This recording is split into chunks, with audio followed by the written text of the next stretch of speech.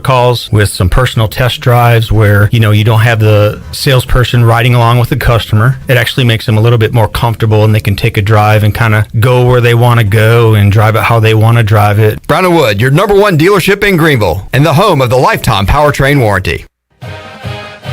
Hey Pirate fans, did you know there are thousands of special needs children and adults right here in our community that loves ECU athletics as much as you do? Robbie's Clubhouse is a local nonprofit organization that can turn your unused ECU tickets into a fun day for a family with special needs. If you can't make it to the next Pirate game, simply call 1-800-DIAL-ECU and donate and designate your tickets for Robbie's Clubhouse. Go Pirates! Introducing new Bud Light Seltzer Hard Soda, Classic Cola, Cherry Cola, Citrus Soda, and Orange Soda. You hear that? It's seltzer with a pop of soda, all with zero sugar. Bud Light Seltzer Hard Soda, the loudest flavors ever. Pick up some new Bud Light Seltzer Hard Soda at your favorite retailer today. Bud Light, proudly distributed by Carolina Eagle Distributing since 1989, and the official beer of the ECU Pirates.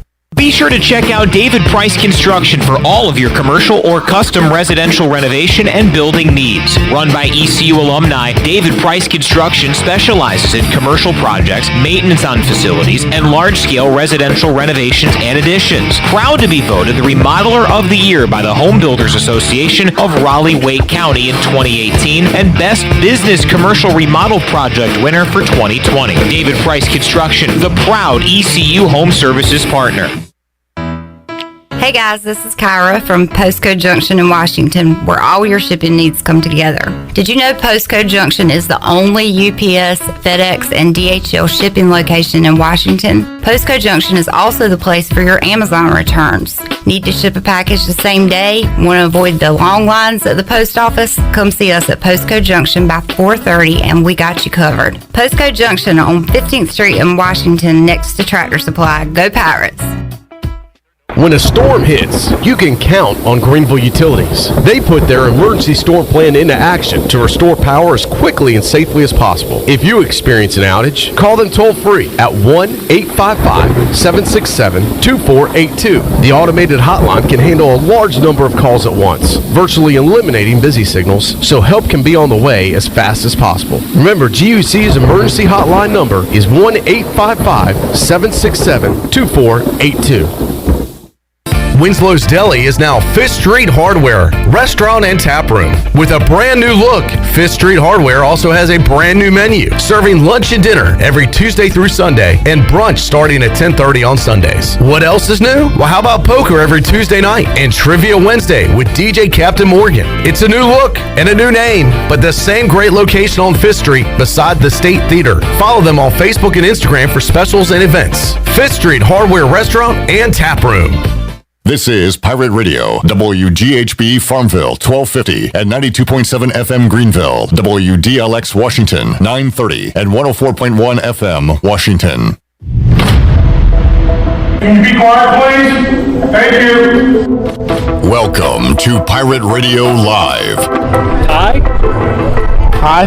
Hi. Was that supposed to be funny? I got a little taco meat on my chest. Let's get the pumping. Does anyone really care? I know Clip said he packed us in, so I'm just glad that I can prove Clip wrong. So know your role.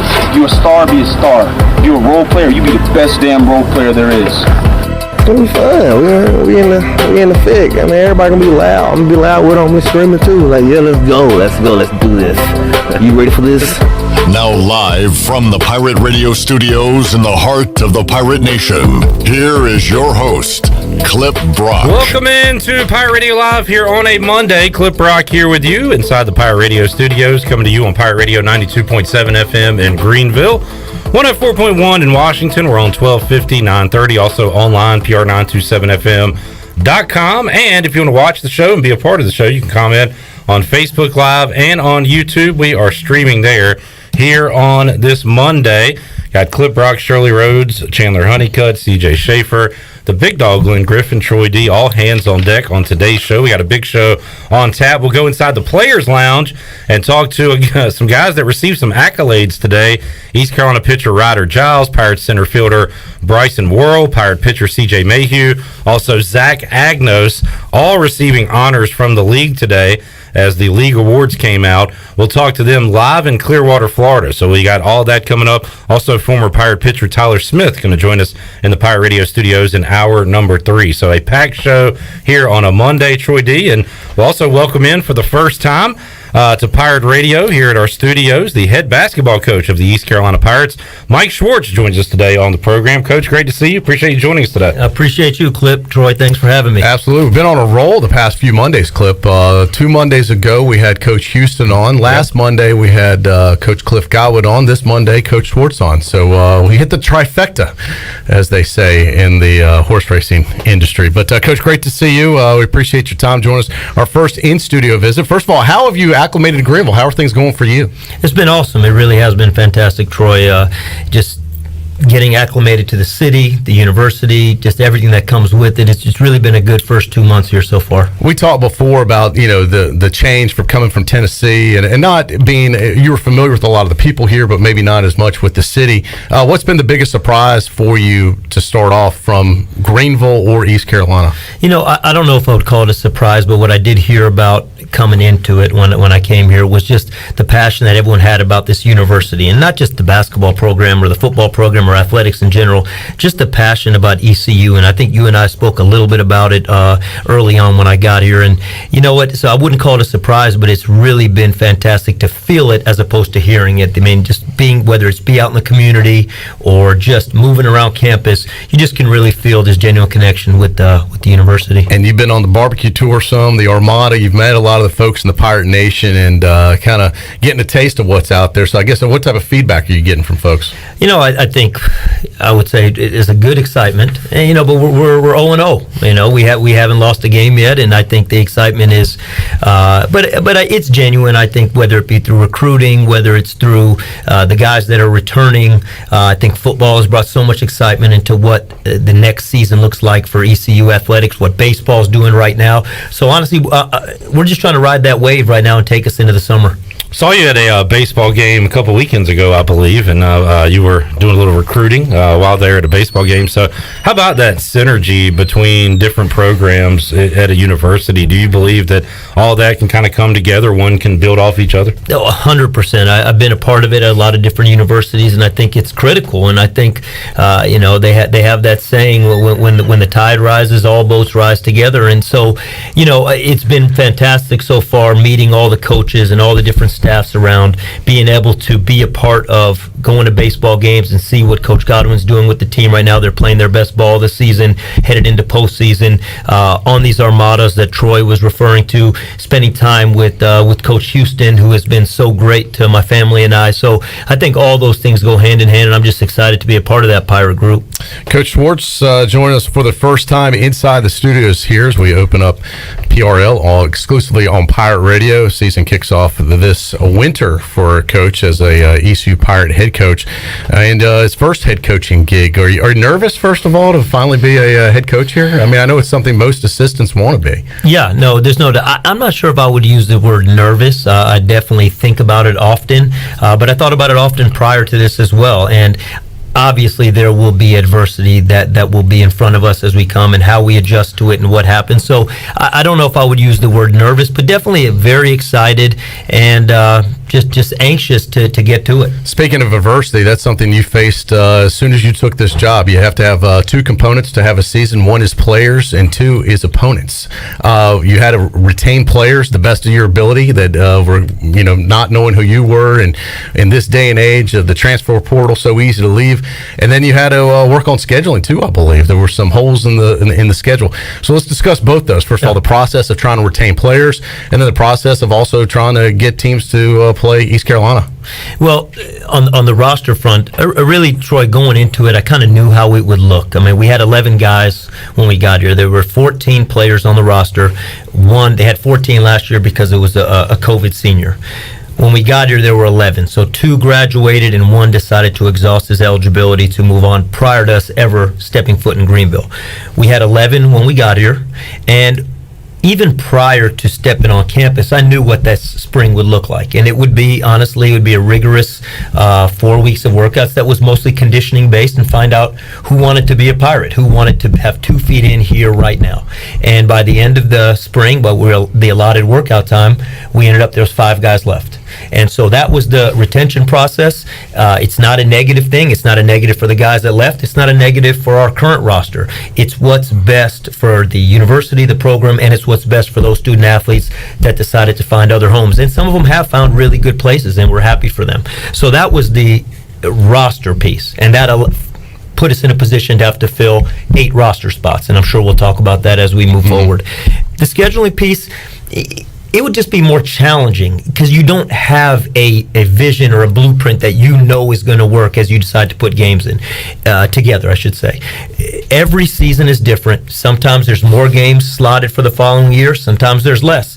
The transfer portal, funny enough, has made it more difficult to schedule because a lot of teams are waiting because they want to know what rosters are going to look like. Not only their own roster, but what opponents' rosters are going to look like. So it kind of played hand in hand and made it a good thing because there's still many teams out there looking. But we filled it nicely. And again, you cannot put this plan where it's going to work the same for scheduling every year. We're just going to try from here forward to try and have as much set up moving forward so you're not at the end of one year trying to fill a whole nother season non-conference wise the next. Right. You got a guy in Luigi DeBow who seems to be a team first guy and somebody that the other guys can go to and talk to if they don't want to talk to a coach, one of those type of players. How about RJ Felton, Brandon Johnson, Javon Small, all young players, got some playing time last year, trying to grow as basketball players. What were the conversations like with those guys in particular? Well, I mean, we approached everybody the same when we got here. We met one time via Zoom, then we met one time in person as a team, and then we had a lot of individual meetings. And the guys you just mentioned, and you could throw Winston Tabbs in that group, and David Kasange, one of the walk-ons in that group, all honestly, Clip, have been awesome when it comes to providing a leadership and for each other. Because it's not easy, and it's not those, it's really a difficult situation for them in that transition, and I understand it fully. But they all bought in, they put 2 feet in, they came in to do what our vision was and trying to execute our vision on the court in the limited workouts we had, but also what we do off the court, which was, honestly speaking, more important. What is our program going to stand for off the court? So those 5 guys, and then you throw David in there making 6, they really... They provided great leaderships amongst themselves and also communication with the staff and I about how we want to do things. So I was real proud and commend those guys. You mentioned you had about 8 slots to fill. What were you looking for in those type of players? What are you looking for in any type of player that you want to play in your program? And what your expectations of the players? And there was something else I was going to add, and I just had a senior. We can just go one at a time. Yeah, why don't we just start there? What were you? Oh, I know what it was. What are you selling them on? Like with East Carolina, because you're new here. Yeah. East Carolina basketball doesn't have the richest history. There have been some moments, but so what type of player are you looking for, and what are you trying to sell them on? Well, of those 3, the first part, what kind of players are we looking for? And honestly, and this is really what the staff and I do, we look at the 4 areas: character, competitiveness, work ethic, and humility. And we really do run by each 4 of those characteristics to say, do they fit here? And if all 4 of those fit, that's the very first thing we need to look at. So number 1, when we say, what are we looking for? We want high character guys. When that's going to be, it's a non-negotiable for us, and that doesn't matter if it's staff or players. Then you look at those middle 2 criteria: work ethic and competitiveness. For me personally, and for our staff to feel like we have the right fit of players, we need guys that are really competitive and that want to work hard beyond practice. That's going to be, I will struggle with guys that don't have a good work ethic. Laziness is something that is difficult for me to coach. Not that there won't be times where you got to help guys, that's what we're about, but we have enough time to invest into finding out, do guys have this built in prior to them arriving here? And then the last piece is humility, and again, that's a little bit further, a longer definition, but we want a real confident team, Troy, but you have to do it with great humility, because it's great confidence and people with great confidence that is too much, starts to become ego, and we got to be a team where ego is not an issue in our locker room. So those would be the 4 things that we really want in a player, aside from skill and talent and all the obvious things. Then you talk about the next, what is our expectation and what are we selling? Well, the expectation is we're going to need new guys to play. And so I think that goes hand in hand in what we're selling, is that there's great opportunity here. And there's something special about coming in with the new staff and coming in where everybody's coming in with the same vision together. And we're all coming in to set a new standard together. And there, it's also a challenge.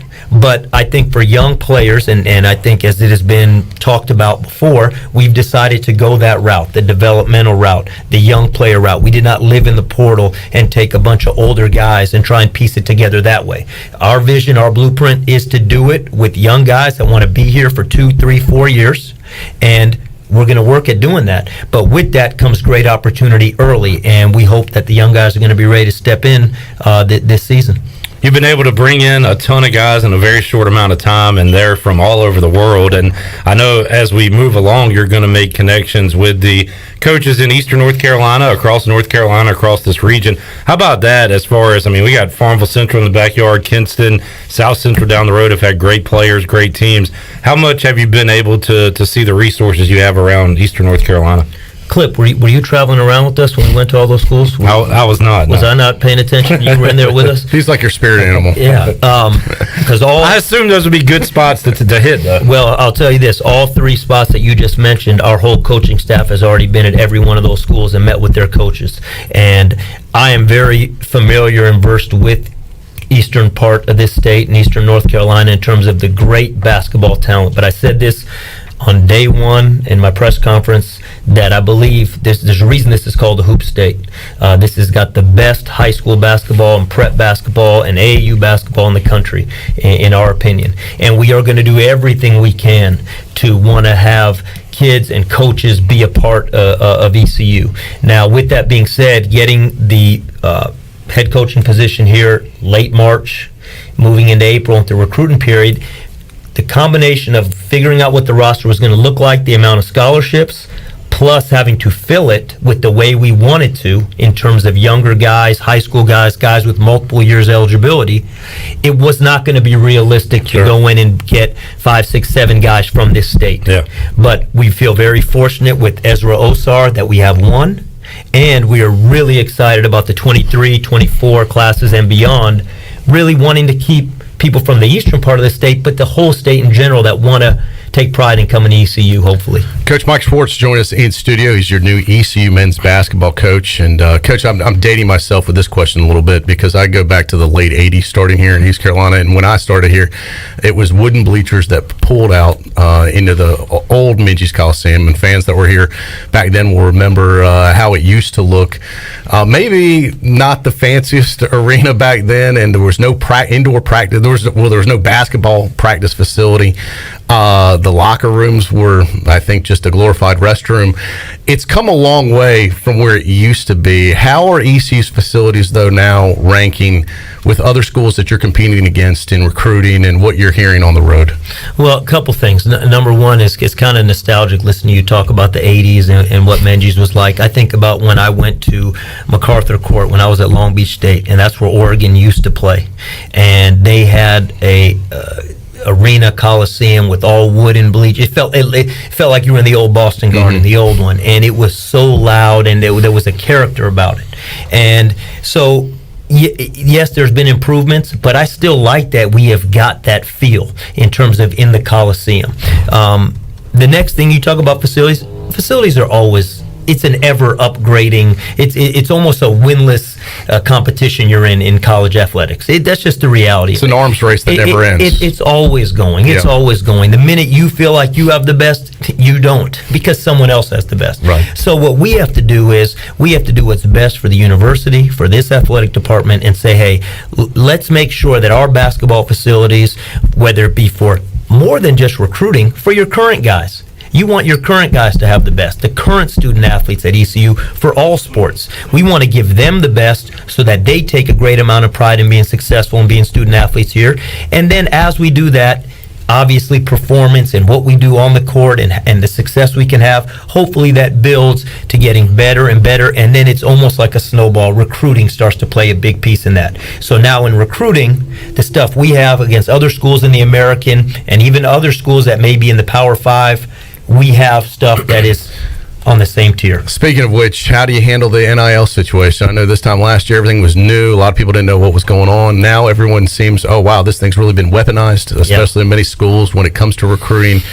Football and basketball are obviously the big player. They're the big money sports for most schools, so they're the ones, and those are the athletes getting most of the NIL deals and, the finances. How do you handle that here at East Carolina? Yeah, great question, Troy. And here was our approach. We wanted to take a steadfast approach going into it in our first season here, and this is the approach we took.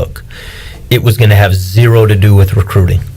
And all 8 guys that we signed, NIL was not talked about one time in terms of what we have at the university, what is potentially, if you come here, this is the NIL stuff, which we know is going around being talked about everywhere. And there's nothing wrong with it. But here's what we set, kind of this mindset that we said, until we get our first roster together, and we can attack NIL for the current ECU student athletes in our program. So the 13 guys that are on scholarship and potentially 2 to 3 walk-ons, until we can look at those guys and say, hey, you guys all have a fair game to go out there and earn NIL.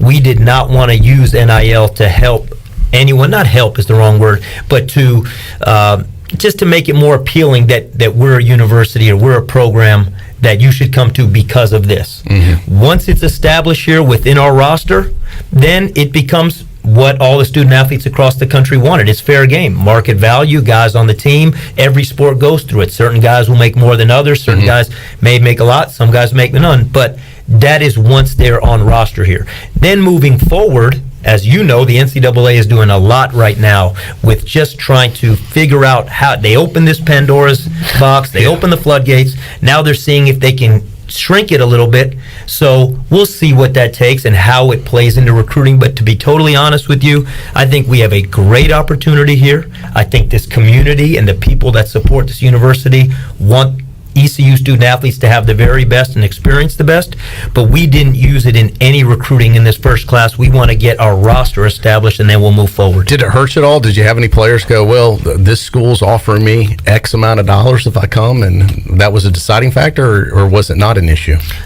Well, I'm thankful that it didn't hurt us. Did that conversation come up? Absolutely. Did we hear that within the recruiting process? We did. Now remember, we do also have 3 international players.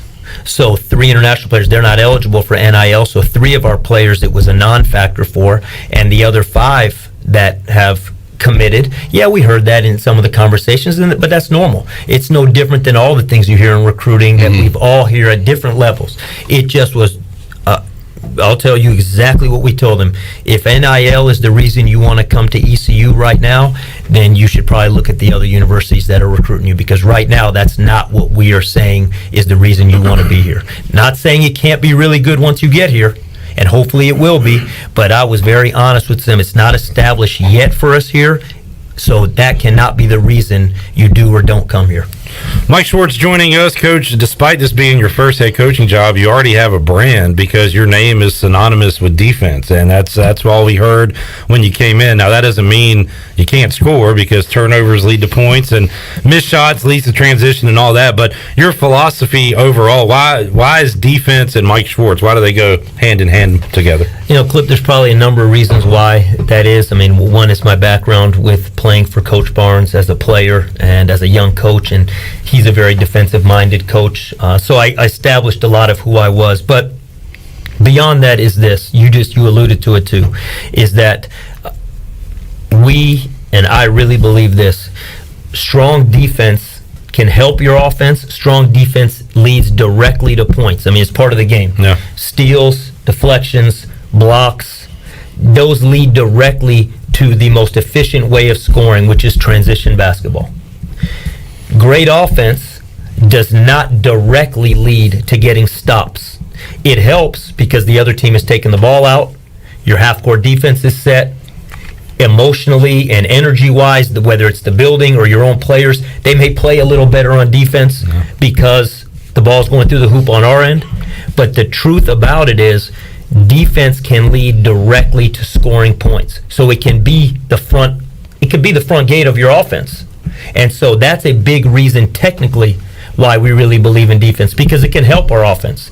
And again, that there's so many things that go into that answer, but another piece is just we believe in a mentality of not allowing the offense to be comfortable, and it's hard to sit back and allow offense just to move the ball the way they want. So we're going to do everything we can not to, but it leads to offense, good defense. And is that like a Nolan Richardson 40 minutes of hell? I mean, is it zone? Is it man? Is it everything? Does it everything encapsulated into one? If we had to categorize it right here, right now, it would be full court man-to-man defense. It's not running around trapping, and it's not, I wouldn't call it Coach Richardson's scheme of that kind of pressing, because that was a press-oriented defense but it will obviously have some heat points like we call throughout the court, in the front court and in the back court. But the best way to describe it will be a full court man-to-man defense where the ball pressure is really premium in it. Right now, we're getting on the cusp of summer here. What's your schedule like? You know, you got the summer to get through. What are the rules nowadays with the NCAA as far as workouts and how much interaction you can have with the players? I know a lot of that's changed, where it used to be you couldn't do anything with them. Now, so you can run some kind of formal practices, I guess, or a little bit, or at least have interaction on the court with the players. What are the rules? What is the schedule like going for the next few months now? Yeah, no, great question. So we have two guys here right now. We have Quentin DeBounger and Jaden Walker here. They started summer school last week, so they're here for summer one. They're working out voluntarily in the gym. They're working out voluntarily in the weight room. The whole team will report for summer training camp on June 11th. We'll have a team meeting that night, June 11th, and then we'll begin you're allotted 8 weeks of summer workouts. You get an 8-week time frame. So we'll have the whole team here starting basically June 12th, and we'll get 8 weeks of workouts. The NCAA regulates the hours to 4 hours on the court and 4 hours in the weight room, conditioning, whatnot. So you have an 8-hour out-of-season work week. So we'll get a chance over 8 weeks when they all arrive, and honestly, which I got to imagine that's crucial for you. Yeah, it's you know, you and I were talking before we got on the air today. It's what I'm the most excited about right now, outside of my family getting here next week. Yeah. When the whole team arrives, really looking forward to us getting on that court that first week. It may take a few days, to be honest with you, Troy, because of physicals and medical kind of protocol and stuff before they can all get on the court. But I would say midweek, that whether it's the 13th or so, 14th, 15th, in that week, we'll start team practices, and we will get 8 weeks of trying to put this thing together. So that's a big piece of it. Let's get to know Mike Schwarts a little bit. You mentioned your family. For folks, a lot of folks might be hearing you for the first time. They might have missed your press conference and haven't heard you yet. I got to compliment you. It was the most epic Zoom I was ever on when they announced you officially that day. Well, Troy, I got something for you that you don't even know. You ready for this? What's that? Guess who I was staring at for my whole press conference? Who's that? You. Oh, God. No wonder you How did you last that long? No wonder you wanted to stay on it so long. It was really? Really? What, did it get stuck or something? I was in the hotel room in Indianapolis. Because I only asked one question. That was like 30 minutes into I had you the whole time on my screen. Yeah. And we set it up. We had put a desk. Glad I didn't do anything stupid. We put a desk, and I'll be honest with you, we put a trash can, and we put the computer on top, and we had it set up, and the SID at Tennessee helped me do it and get it all set up. It looked good, yeah. Well, Troy, I told you when Shaq was here, you're a great, welcome committee guy. Well, you welcome Coach Schwartz. He did. I was talking to you the whole time. That's funny. But, it just happened to be the way the Zoom was. The screen had you on it the whole time. That is really crazy. Wow. And you were on mine. Well, there you go. So you got a lot of viruses on that computer now, Coach. Yeah, you may want to let the IT department check that one out. That is funny, man. But it was a lot. I mean, it was good stuff. I was like, I've never heard a coach that enthusiastic, fired up, just over a Zoom call. You had a lot to say. It was all you. No, I'm just kidding. You know what? I appreciate you saying that. It means a lot. And you know what? The two words you used, enthusiastic and really just excited about it, I really was. And that was, I think it came through. I was very excited about what we had going in terms of getting ready for our next day. We were getting ready to play Longwood. But, again, this is the opportunity of a lifetime, Troy, and I know that. And I said the first thing I said, this is a dream come true to do this and to have a chance to be the head coach here. And so it really feels that way. And you know what? It feels no different today. it feels exactly the same. It probably tenfold because now we've got the wheels in motion a little bit. Clip, we only got a few more minutes. I do want to, and you jump in on this too, Clip, if you want. We love to do get to know people, especially you're newer here, so wanted to quickly learn about your family. You said they're coming in soon, next week or so. Tell us about your family real quick and your kids. Yeah, well, awesome. Sam, my daughter, my 13-year-old daughter, she's here with me now. She was able to pull some strings at her school, and 2 weeks ago on Mother's Day, I went back to see my wife, Stephanie, and my other daughter, Sydney. I went back, and she was able to finish school up pretty quickly, so she came back. So she's been here with me for 2 weeks, and it's been fantastic. Honestly, Troy, she's been traveling all around the state with me on these armadas. She's met so many people, and so it's been a real memorable experience having her here with me. And then I'll go back next week, and I'll bring back my wife, Stephanie, and my older daughter, Sydney, who's 15, and we'll come back, and I'm honestly really looking forward to all four of us being in Greenville together. As much as excitement as I have had and been able to experience so far, I can't wait till they get a chance to feel it too. All right, favorite color? Purple. There you go. Favorite movie? Rocky IV. Favorite song? Eye of the Tiger, Rocky IV. All right. Favorite TV show? Seinfeld. Favorite food to eat? New York style pizza. Favorite NFL team? Seattle Seahawks. Beach or mountains? Beach. Good call. Pool or lake? Pool. Good call. Clip, you want to jump in? Favorite Seinfeld character? George Costanza, gotta be. I have a question. I've thought about this the first time you were introduced as head coach. It says you graduated from Beverly Hills High School. The math would put that around the mid-90s. So were you at Beverly Hills High School while Beverly Hills 90210 was airing? And if so, like, I don't know, what was that like for you? Were you friends I always with thought that was Brandon a fake place. Beverly Hills High, that's real? That's real. Wow. The show was fake, though, in terms of it was not the high school. Right. It was not anything like, but neither here nor there. Yes, I was at the school when the show was going on. I did not partake in any viewing parties or anything of it at all. Did you know Luke? Did you ride on his motorcycle? Yeah, he was my backcourt mate. He was the shooting guard, and Brandon was the small forward of the team. You know. Yeah, I found that interesting. Wanted to ask that one. I got Ian Ziering's autograph at the Michael Jordan Golf Classic in Greenville, North Carolina. I forgot he was here for that. In 1993 or whatever. Wasn't he in Sharknado also? Yes, that he was. Yeah, back when autographs. I know him more for Sharknado than that. Back before the selfie, there used to be a thing called autographs, kids. That's right. That's what we used to do. A lot of different stops, Coach. Miami, Fresno, Tennessee, of course, with Rick Barnes. You were with Frank Haith, too, correct? Tulsa. So, I don't know. What's been your favorite stop so far before getting to Greenville? You know, one thing is, I'll tell you this, Clip, is that, you know, some people they love their alma mater, and that's like when you graduate from a school, it's what in coaching, your alma mater quickly becomes whatever school you're at. And so Coach Mack told me that. That's just they said whoever's writing the check is your favorite team. That's who it is. Yeah. You know, I can't really remember where I graduated school from right now. I just remember right now, I mean, obviously, like you said, prior to ECU, we know how I feel about here right now. But Tennessee was such a special experience to be there after starting my career with Coach Barnes at Texas, and then always wanting to get a chance to get back in the foxhole with him and work towards hopefully winning a national championship. And we had a chance, and we felt like we were knocking on the door a couple times at Tennessee in terms of the seasons and getting into the NCAA tournament. So, I just love him so much as a person and as a mentor. So to be there and work with him the last 6 years, and to be quite frank, the Vol Nation and the fans there and the people and the administration, it really is a great place. And the passion there is one of the reasons I love it so much here, is because you feel the same passion here. So Tennessee was really a great place the last 6 years. I think you'll enjoy the first home football game. Bring some recruits in for that one. This will be packed when NC State comes to town. I can't wait. And you know, being around, traveling around with Coach Houston and listening to him, he's so fired up about that game. Listening to him talk with the different Pirate clubs all around the state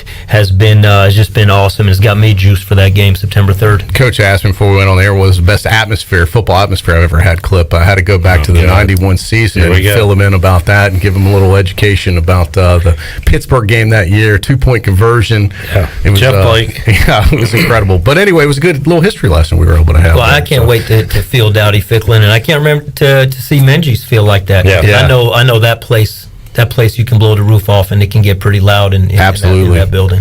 Coach, great talking with you today. Thank you so much for your time and for coming in studio. We've enjoyed getting to know you a little bit. We'll do this again as it gets closer to the season. I would love to. This was awesome. Thanks, guys. Appreciate it. Mike Schwarts joining us inside the Pirate Radio studios. We'll take a time out.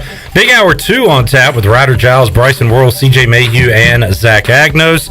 Smitty, Tyler Smith joins us in hour number 3. Also, Brian Bailey, live from Clearwater, Florida. A lot more to go on a Monday edition of Pirate Radio Live. We're back after this.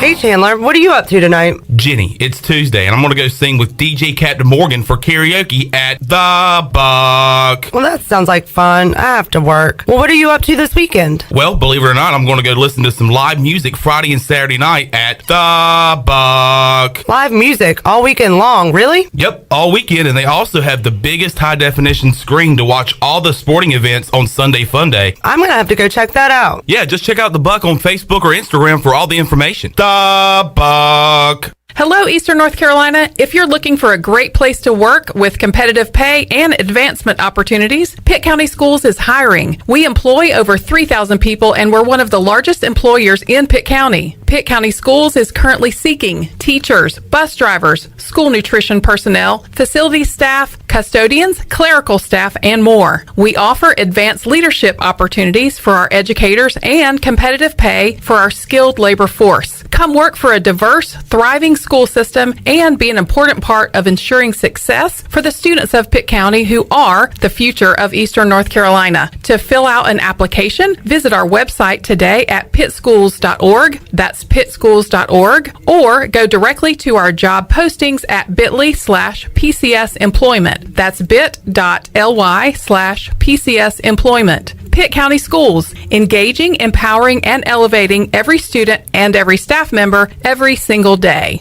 The best burgers around. Everyone loves a thick, juicy, and fresh burger. Tiebreakers in Greenville, plus the all-new Tiebreakers in Winterville, do real burgers better than anybody. So don't just go to any burger-themed restaurant chain. It's time to break the chain and eat local. Tiebreakers, real burgers at its best. Everybody loves burgers.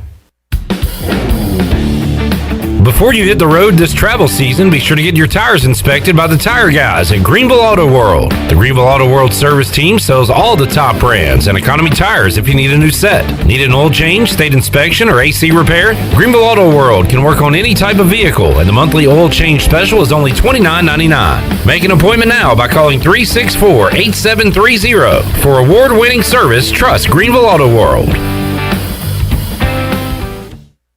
You've worked hard to make your business successful, and that's why it's really important to always have a bank in your corner when you need them. This is former ECU baseball player Ashley Capps from First Bank, and our experienced team of local bankers includes Lee Watson, Bonner Latham, Chris Richards, Josh Hooten, and Heath Nisbet. To get the business services that are right for your business today, come and see someone on our team at First Bank on Arlington Boulevard here in Greenville. First Bank, together with our customers, we're creating a world where individuals and communities thrive. Member FDIC, Equal Housing Lender.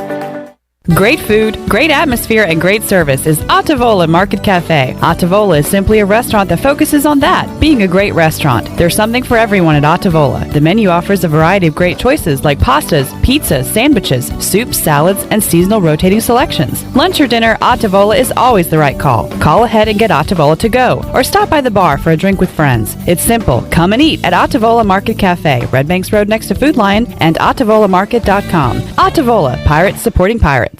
Hey Pirate Nation, this is Holt Nailers for my friends at Arc Point Labs. Just as I trust my teammates, you can trust Arc Point Labs to give you quick and accurate results for all your laboratory testing needs. If you are in need of COVID testing for your return to school, work, or for travel, Arc Point Labs is offering same-day PCR and antigen testing with little to no wait time. Please visit any of the 6 Eastern North Carolina Arc Point Labs locations or make an appointment now at onehourcovidresults.com. Go Pirates! Pirate Radio. We're going to be bigger, faster, stronger, and older. That's always a good combination. The voice of the Pirate Nation.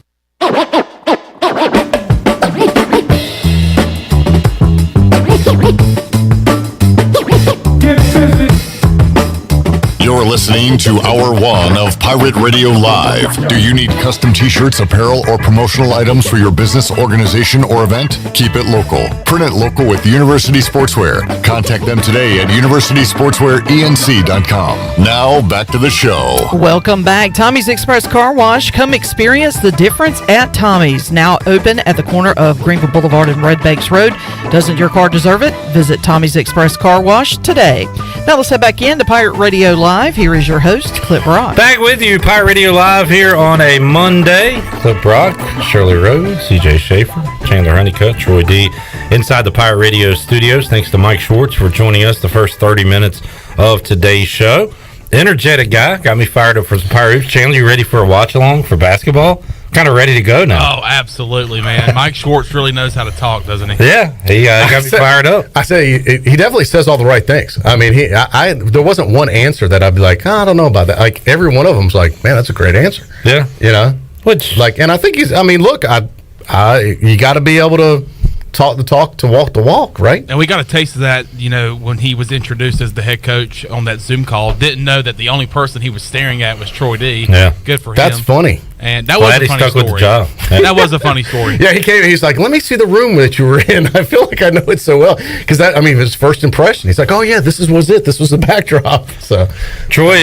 So Mike Schwartz talked to us for 30 minutes today. You know what Mike Houston was doing today? This might fire you up. What's that?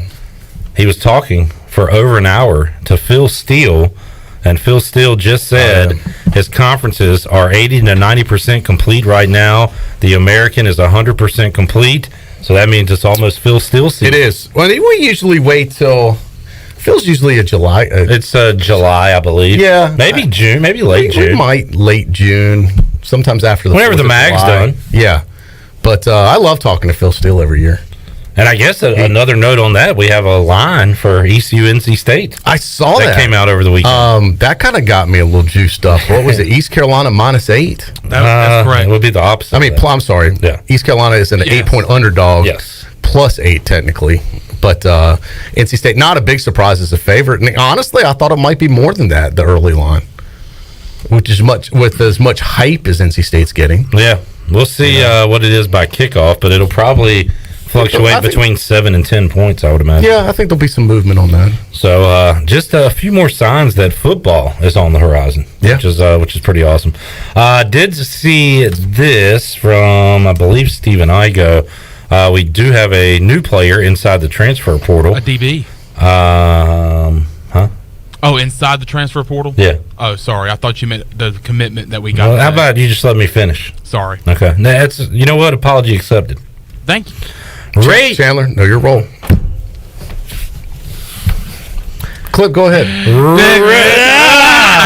Ray Rose, East Carolina. Easy for you to say. East Carolina wide receiver, former North Carolina wide receiver, is ready to make his third stop because he is re-entered the transfer portal. Is there a limit? I guess is there no limit to how many times you can transfer? He's a no-limit soldier. I don't know if there is a limit. No, seriously. I wonder what the record is for transfers in college that you actually then go and play somewhere. It's a good question. 3 is a lot. I mean, are there many people that have more than 3 transfer? But 4, would that be the most? Well, my friend that was the long snapper here at ECU, he played for 5 different programs in his career. He just likes going to different schools and hanging out. I mean, what a year and then leave. Be like, all right, it's been real. Why not? This is my next stop. You do love a long snapper. Oh, I do. I'm friends with many. Most important position on the field, right, Chandler? That's right. Who's this year's long snapper? Alex Harper. All right. There's a battle, right? There's 3 of them. There should be a battle. They brought in Alex Harper from NC Central. He is, I guess, a local guy from Goldsboro, Rosewood High School. He's like the Mel Kiper of long snappers. That he is.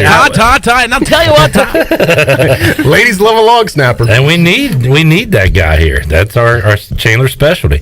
All right, so there's some football news. Talk basketball. How about baseball news, Troy D? You got some awards. You want to hear all the awards? Yeah, I saw Cliff was Conference Coach of the Year. No surprise there. Cliff Godwin, the Coach of the Year once again. 30 years from now, the American Coach of the Year Award is going to be called the Cliff Godwin Award. Yeah. Now, let me ask you this. If they run the table in the conference and don't lose a game and win the conference tournament, and enough people in front of them falter in their tournaments, could East Carolina find their way into hosting? Well, a wise man once told me anything is possible, Troy. How about I just answer it like you would? Anything's possible. Great answer, Clip. Great answer. But I'm going to say no. Yeah, so even if they run the table, don't lose again. And how many games would that be now if they ran the table in the tournament? 5? 4. If they won straight through? Yeah. So that would put the record at what? 40 what? They're at 38 now? Yeah, so 42. Yeah, I think they finished, 38 and 18? 38 and 16? You don't think it's good enough? 38, 42 and 18. Definitely a solid 2 seed, probably. Yeah, I don't know what's in front. I hadn't really. They did just get back in the polls today. 23, 25, wherever, depending on where you look. So, I mean, they'd have an argument. I keep saying they're really like one extra weekend in the regular season away from doing it. You know, they're going to fall a few games short, it appears. Yeah. Well, I was listening to Brian Bailey's show at noon today when he was talking to Coach O. Yeah. Coach O said that, while anything is possible, as you put it, it would be very difficult to do it because the Americans' RPI as a whole, as a conference, is lower, and that would just make things a little bit more difficult. So they wouldn't get enough credit for winning those games back to back like that. Yeah, but the run they've been on has been absolutely incredible. Speaking of baseball, I had a chance to go to the Rose South Central game Friday night. It was the Eastern Regional semifinal. Clip, it had to be one of the wildest baseball games I've ever seen. I don't know if you read up. I know you were busy doing other stuff, but in East Carolina was playing at the same time. It was unbelievable. I've never seen a game with more drama, twists and turns. I can't wait to talk to RV again. I've never seen. He's so laid back. You've seen him before, even coaching. He doesn't get in. There was a moment in the game. RV was coaching on first base, and he's jumping. I've never seen him jumping up and down. He was so irate with something that had happened on RV Field. On RV Field, jumping up and down. I'm telling you, I'm like, I didn't even know he could jump that high. It was incredible. But what a game! Congratulations to the Falcons who ended up pulling off in 11 innings. By the way, the game should end in 7. They won 11. Yeah. But it was just an absolute back and forth battle, and then almost a brawl at the very end at the line where they're shaking hands. Oh boy, it was. They somehow averted it, but man, it almost. Troy D was there rolling video just in case. It looked like it could have been it was a recipe. There was so much junk being talked back and forth. I thought there was going to be a brawl in the game, not at the end where they're shaking hands. It wouldn't be the first time that South Central was in a post game brawl or maybe like a scuffle. Yeah. Because was it a few years ago? It was Conley and Central that almost went at it after one of their football games. Yeah. But it was if you were there, you know what I'm talking about. But it was just a wild baseball game. 11 innings. Yeah. Good gracious. Sorry, I just wanted to give a couple local high school teams a shout out. Shout out to the Falcons. Back to the awards, Troy D. Yes, sorry. Carter Spivey. Is that why you gave me the side eye? No, I was just making sure you were done. Yeah, okay. I thought you were done. I'm sorry. We have so many awards. Go on. I've barely gotten started. Sorry. Carter Spivey in 2019 had made 7 appearances for East Carolina, and his ERA, let me make sure I get it right, because over the weekend I gave some false information, and thank you for retweeting that and trusting me that I would know what I'm talking about. When I said East Carolina was 60-12 the last 3 years, actually 60-16 was the record. Well, his ERA was. Guess you won't be getting Tom McClellan's job. I will not. I was in the running, and they have thrown away my resume. Can't even keep a stat straight. Carter Spivey 3 years ago, 19.50 ERA. He stuck with it, didn't quit, didn't leave, just worked harder. And this year, Troy, the AAC Pitcher of the Year. Wow. Love stories like that. That's fantastic. Awesome stuff. Finished the year with a 2.31 ERA. I didn't realize this. He was 6-0 on the season. A perfect 6-0 and has, 5 or 6 saves to his name. You got that stat in front of you? 5 saves. Yep. Carter Spivey was on the first team of the AAC along with Ryder Giles, Zach Agnos, and Lane Hoover. Wow. Second team, C.J. Mayhew, Garrett Saylor, Jacob Starling, Alec Makarevich, Bryson Worrell, Cam Clonch, which is awesome, but Where is Jacob Jenkins Coward? Yeah, I have no idea. Second on the team in the average numbers and the power numbers, and didn't get a sniff. And it might be one of those cases where they just had too many Pirates and had to put somebody else on the list. That's a lot. As a freshman, he started 51 of the 53 games that he played. He finished the season with 328 batting average, 9 doubles, 1 triple, 63 hits. He came across the board 34 times. And 9 home runs for JJC on the season. A phenomenal year. Did they give out a Freshman of the Year award yet?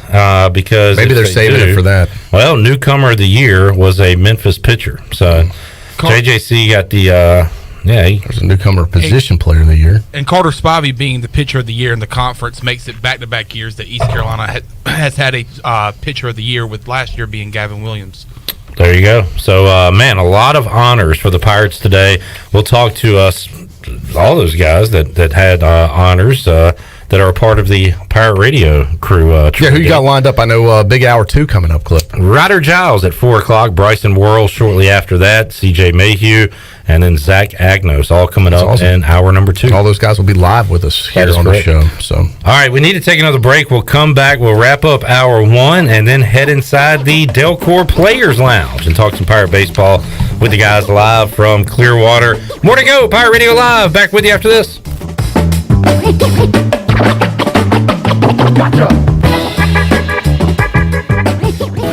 Enjoy a day on June 4th filled with all things home, garden, and outdoor living, featuring vendors from across Eastern North Carolina. It's the Inner Banks Home Builders Association new and improved Home and Garden Expo in Greenville, North Carolina. This one-day-only event is Saturday, June 4th from 10 a.m. to 4 p.m. inside and outside Minges Coliseum on the campus of ECU. For more info, visit the Inner Banks Home Builders Association website at ibxhba.org. The Wood Ducks are back this week against the Fayetteville Woodpeckers, starting Tuesday, May 24th through Sunday, May 29th. Kick off your weekend with Thirsty Thursday. Then join us on Friday for a 5th season commemorative hat giveaway. Saturday, there's the jersey auction of the fan jerseys all Wood Ducks players will be wearing. Close out your weekend with Dogs and Dogs Day on Sunday. Go online to get your tickets in advance at woodducksbaseball.com. See you at Granger Stadium for Dude Baseball all week long. Go Woodies! Welcome to U.S. Cellular. Yeah, hi. I want a new phone for free, but not just any phone. I want the newest, fastest, most storage holding 5G unlimited data using phone in here for free. Sure, your choice. Really? Yep. At U.S. Cellular, we put you first. So choose any phone from any brand free. Plus, get unlimited data for just $30 a month. U.S. Cellular, America's locally grown wireless. Terms apply. See uscellular.com for details. This is Brandon Tate, owner and operator of Atlantic Wireless, an authorized agent for U.S. Cellular since 1997. Visit atlanticwireless.com to find the store near you. We go beyond the call. Your first stop for shopping is at Shimmer Boutique. This is Ashley from Shimmer. We are fully stocked with the latest apparel, shoes, and accessories and more. If you need gift ideas or some shopping therapy for yourself, stop by today. Looking for the hottest shoes on the market? Shimmer has the biggest selection of Hey Dudes anywhere. Shimmer has the newest Yeti products and colors. Want this year's most popular bag? Shimmer has a great selection of all your bog bag needs and accessories. Shimmer in Greenville, Winterville, and Jacksonville. Warren's Hot Dog Pizza, homemade lemonade. Hey, Pirate Nation, Warren's now has 2 locations. In Greenville, across from Ron Ayers Motorsports, and the Chocowinity location next to the fire department. Stop in today for hot dogs, pizza, subs, apple and peach turnovers, homemade lemonade, and breakfast in Chocowinity featuring homemade cheese, ham and chicken biscuits, plus sausage dogs, and more. Warren's Hot Dogs. Want some? Get some. Go Pirates. Hi, this is Jeff Charles, and welcome inside the booth. One of the game's all-time great hitters reached a milestone last month. We'll have more in a moment. Baltimore Orioles baseball. The 0-1. Lined into left field, base hit. Heading towards the corner. Mullins digging for third. He'll get there easily. Hayes off to second. They're going to wave in Cedric. Here comes the relay, and Mullins scores easily. RBI double for Austin Hayes. And the Orioles get on the board. Catch all the action right here on Pirate Radio, the voice of the Pirate Nation. 39-year-old Miguel Cabrera recorded career hit number 3,000 for the Detroit Tigers last month. He is one of only 7 players in history to accomplish 3,000 hits and 500 home runs. He is one of the greatest hitters of all time and a first ballot Hall of Famer. Miggy is from Venezuela, the best player that country has ever produced. He's not perfect. He's had his share of issues off the field in his personal life. He's battled alcoholism and has fathered 2 children with a former mistress who took him to court over a child support dispute. Through it all, he's reached milestones few have ever achieved on the diamond. Next year, it'll be it. He'll be 40 years old and finishing up his career. He'll go to Cooperstown wearing the Old English D as one of the game's greatest ever hitters. Come on back again next time, and we'll visit inside the booth.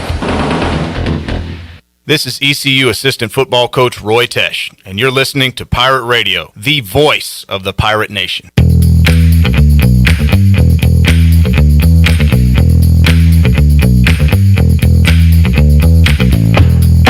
You're listening to Hour 1 of Pirate Radio Live. Do you need custom t-shirts, apparel, or promotional items for your business, organization, or event? Keep it local. Print it local with University Sportswear. Contact them today at universitysportswearenc.com. Now, back to the show. Welcome back. University PC Care has been Pirate Nation's go-to IT expert since 2006, and they are the local tech support experts for any of your business needs. Let University PC Care take care of it so you can take care of business.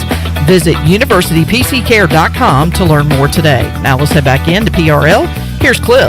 Back with you, Pirate Radio Live here on a Monday. We'll open up the Delcor Players Lounge coming up at 4 o'clock. We'll make you a winner in hour number 3.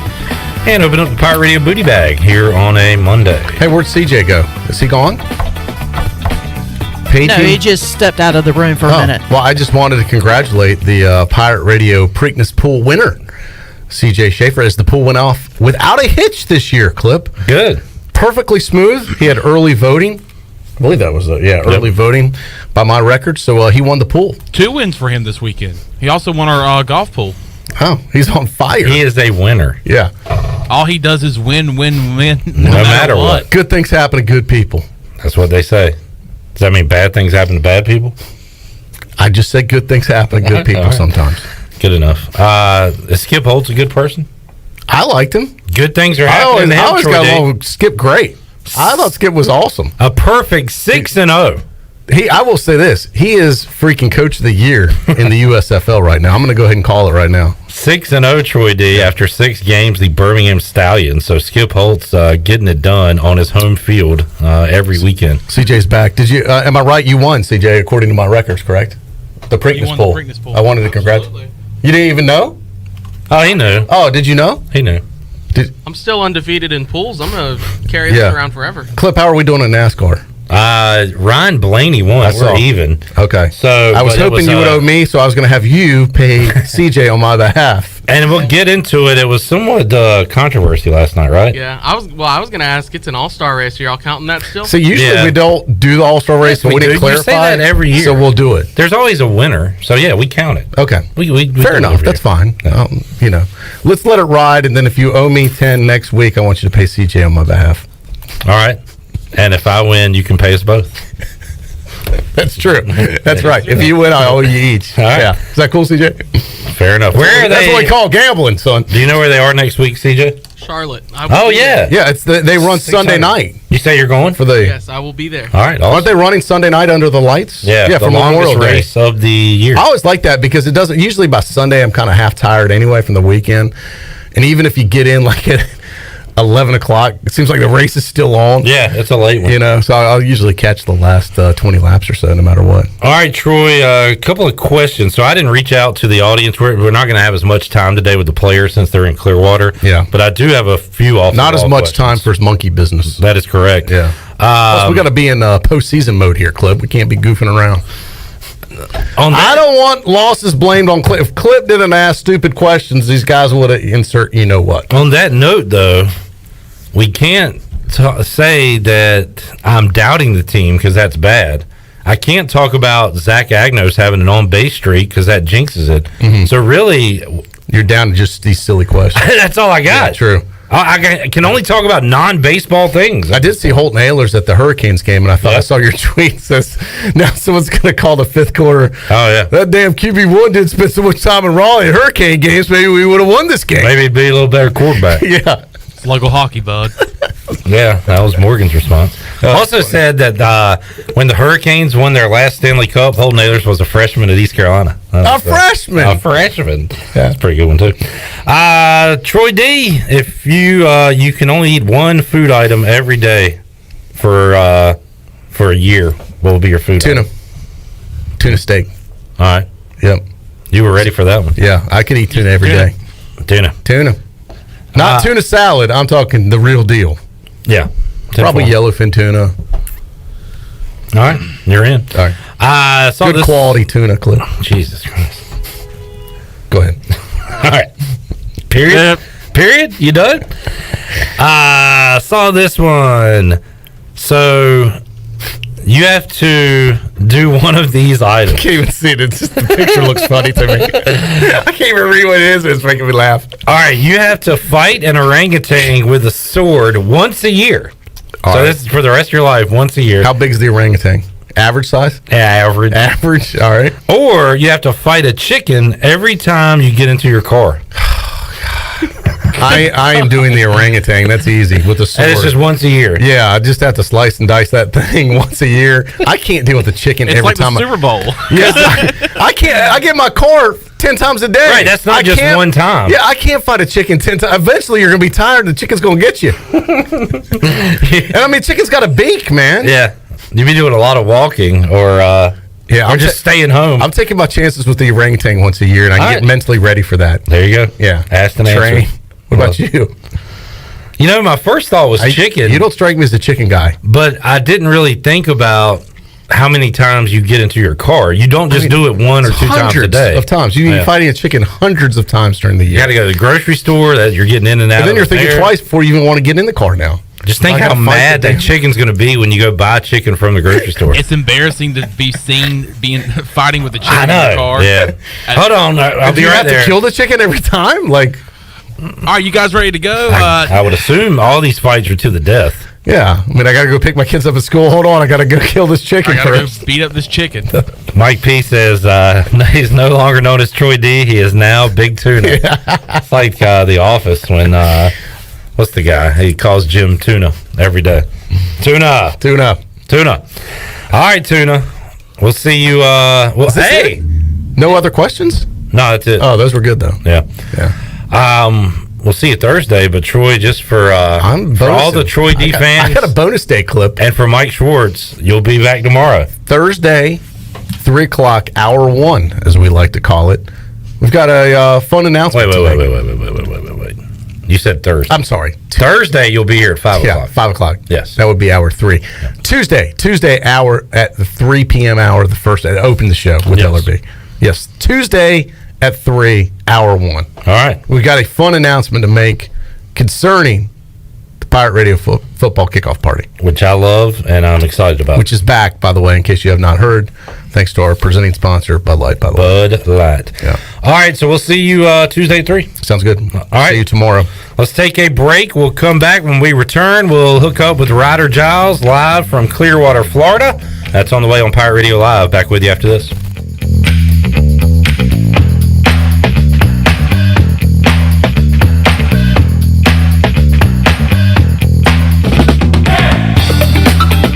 In studio with Jeff Stein from Brown & Wood. What's new, Jeff? You know, everybody's thinking we're having some inventory issues in the car business, which some of it's true. But the good news is, you know, we're getting vehicles from the factory every single week. So what the customer can do is come in, get an appraisal on their trade-in if they have one. They can pick a vehicle that's incoming and actually kind of build it how they want. And then when it gets here in the next 6 to 8 weeks, they're actually taking delivery of a new vehicle. Brown & Wood, your #1 dealership in Greenville and the home of the lifetime powertrain warranty.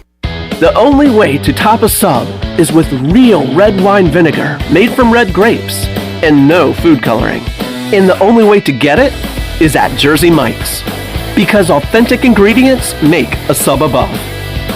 Jersey Mike's would like to dedicate the next 3 seconds to our new grilled portobello mushroom and Swiss sub. Trust us, it tastes good too, because fresh ingredients make a sub above.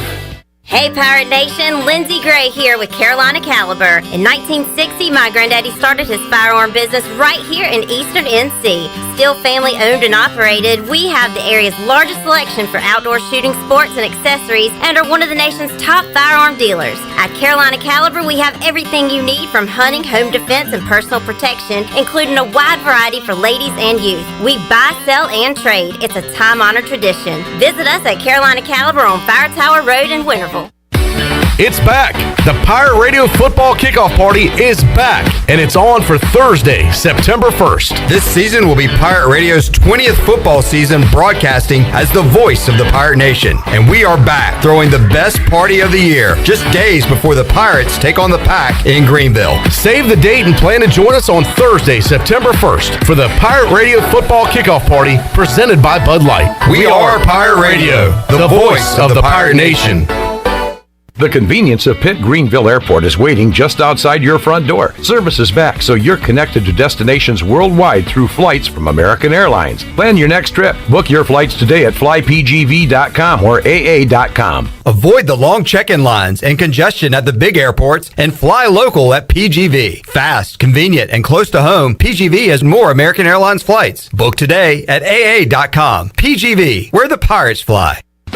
The 80s and 90s were filled with obnoxiously loud styles. Dudes wore crop tops and super high shorts and rocked it with the confidence of 10,000 Sean Connerys and Tom Sellecks combined. And at Tailgate Classics, their mission is to bring that energy back. Locally owned and operated by ECU alum Cam Higley, Tailgate Classics has a unique line of vintage and retro tees, polos, jerseys, hats, and more. Go by the store today at 304 Evans Street in Greenville and check out their website at shoptailgateclassics.com.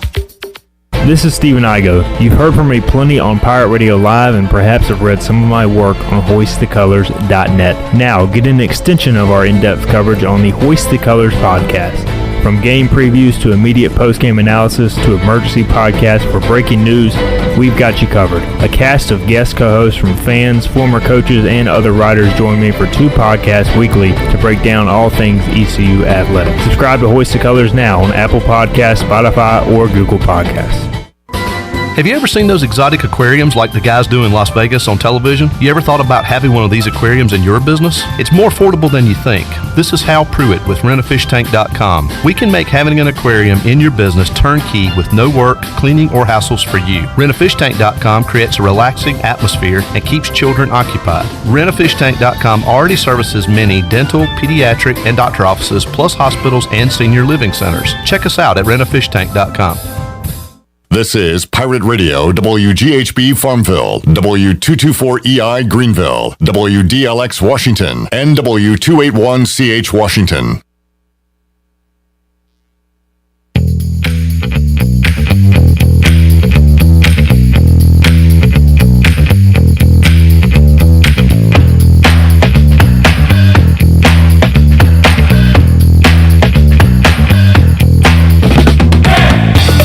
This hour of PRL is brought to you by Tommy's Express Car Wash. Come experience the difference at Tommy's. Now open at the corner of Greenville Boulevard and Red Banks Road. Doesn't your car deserve it? Visit Tommy's Express Car Wash today. Now back to the show. Welcome back. Greenville Utilities Neighbor to Neighbor program provides help for those who need temporary assistance with their utility costs, and you can make a difference. Your tax-deductible donation can be added to your GUC bill each month, or you can make a one-time donation, and your GUC will match all donations up to $20,000 each year. Consider helping a neighbor with GUC's Neighbor to Neighbor program. Now let's head back in to Pirate Radio Live. Here is your host, Clip Rock. All righty, Pirate pitcher, infielder, utility extraordinaire, Ryder Giles is on line 1, Shirley Rhodes, if you could pump him up. And we can get him on the program and go inside the Delcor Players Lounge. Brought to you by Delcor, your service professionals. Call Delcor, 321-8868. Visit DelcorInc.com if you have issues with your cooling unit. Also, heating and plumbing. You can call Delcor today. Ryder, welcome, man. I wish we had you in studio, but you're getting ready for some postseason baseball. How you doing down there in Florida? I'm doing good. I'm sitting here looking at some blue water, so I'm doing pretty good. That you are. That does sound good. And congratulations, Ryder, on being first team All AAC this year, and awesome accomplishment for you. And Cliff Godwin joined us last Monday, Ryder, before we talked with you, and he loves the selflessness, and you are maybe the definition of that, going from starting shortstop for all those years to they needed you on the mound this year, and you came through, and it shows the selflessness you have, the team first mentality that you have. Was that ever, and I don't think you ever questioned it, Ryder, but I mean, was it tough for you to take a back seat when it came to hitting and playing in the field to being a pitcher, or is that something you just said, all right, if that's what you want me to do, I'll do it?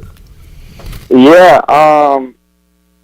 that's pretty much it. I enjoy pitching, and that's kind of how it all happened. It was really fast, so I didn't really have much time to think about it. 'Cause if you remember, I started the UNCW game on Tuesday, and then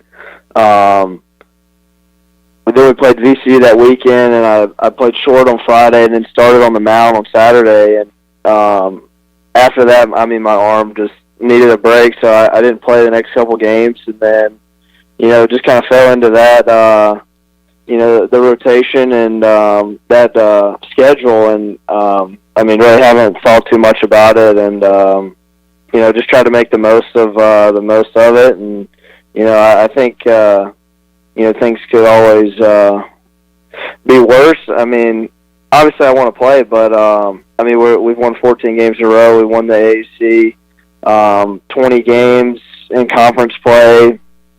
So I mean, I really enjoy it. I love to win, and whatever you got to do that is kind of the mindset we all have. And now, Ryder, forever and ever, amen. When we look at all conference pitchers, it's Gavin Williams, Jake Agnos, Evan Krasinski, Ryder Giles. It's a pretty good list to be with, right? Flamethrowers. Exactly. What do they all have in common? Just dominant flame-throwing pitchers. That's stuff to tell your kids and grandkids about one day, Ryder. That's good stuff. Yes, especially when I see Gavin Williams and those guys pitching on TV with them. So yeah, you are that guy, but you're the same guy. Spider-Man meme. Y'all are pointing at each other. Ryder Giles joining us. Ryder, you got some work in. I know earlier today, Cliff Godwin said on the Brian Bailey show, it was pretty quick, right? I think you said you did some hitting on an auxiliary field, and then we're able to take some infield, things like that. So how did practice go for you guys today? Yeah, it was quick. They have all those backfields back there behind the main field. So we rolled in. I think I don't know who was on the main field finishing up, but we stretched, took DP back there, and then walked over to the game field and took some ground balls, some pop flies, all that good stuff, just kind of get acclimated. But yeah, it was super quick. I think we have like an hour and 15 minutes allotted for each team, and they're pretty strict about it. So yeah, it was a good, nice, quick little practice day. And a quick turnaround. You guys did play on Saturday, so Sunday you make the travel. Monday you practice, then it's right back on the field. Do you like that quick turnaround? Get right back out there, try to keep this win streak going. Yeah, especially when you're hot, it's nice to get right back out there. You don't want really too much time to think about it. So I think the travel moving the weekend up last weekend, and then the travel day, practice day, and I think it's a good little schedule, and I think we're excited to keep it going and get back out there. Ryder Giles joining us, and we don't have as long as we usually do on Monday, so a couple of quick questions here, and then we'll talk golf, and then we'll let you go. Ryder, I saw this one on online today. If you could eat one food item every day for a year, you could only eat one, what would it be? Wow. I would say I would go crab legs. That's that would be my thing. All right. Yeah, fine dining there. I like it. I haven't had crab legs in a while. That'd be good. That's good stuff. So good. All right. And then the question of the millennium. If you had to fight, and you have to do one of these two things. Fight an orangutan with a sword once a year. You don't have to do it once a year for the rest of your life. Or you have to fight a chicken every time you get in your car. Which one would you take? Well, it's a good thing I think about that every day, actually. I would definitely fight the orangutan once a year. All right. Go ahead and get it out of the way. Go ahead and do it January 1st, and then your year's clear. So. Yeah, well, I'd probably wait till January 2nd to do it. But hey, you're the one that's thought about this, so yeah, I'll let you answer. Yeah, the amount of times you get up, you go get some food or go to practice. Right. That's just too many times to be messing with a little pesky chickens. So. Good call. Good point, Ryder. You're good at answering those. What's going on with your golf picks, man? Well, they both made the cut this time. True. Which is a step up from my Masters picks. All right. So yeah. I like that. Bright side, getting better. Right. And I think if I remember correctly, when we were off the air last week, I told you Justin Thomas was going to win, but you were like, "No, you're full of it." Do you remember that or no? I don't remember that at all, but you have a better memory than I do, so yeah, you're probably right. Now I'm going to start recording just from when you walk in the door to when you leave, so we won't leave any, if that actually happened, we'll have it next time. I mean, that makes sense. Ryder, good stuff, man. Once again, congratulations on the first team All AAC honors. Good luck in Clearwater, and hopefully we'll catch up with you next Monday. We'll find out where you guys will be playing some regional baseball. It'll be fun stuff. Yep, I appreciate it, man. Thank you. Thank you. There he is, Ryder Giles, joining us today here on Pirate Radio Live. So I got Bryson at 4:15 show. Let's go and take a break. We'll do Bryson Worrell and CJ Mayhew in our next segment here on Pirate Radio Live as we go inside the Delcor Players Lounge and talk to the guys after a fantastic regular season. Now it's postseason time. Talk to Bryson and CJ when we return after this.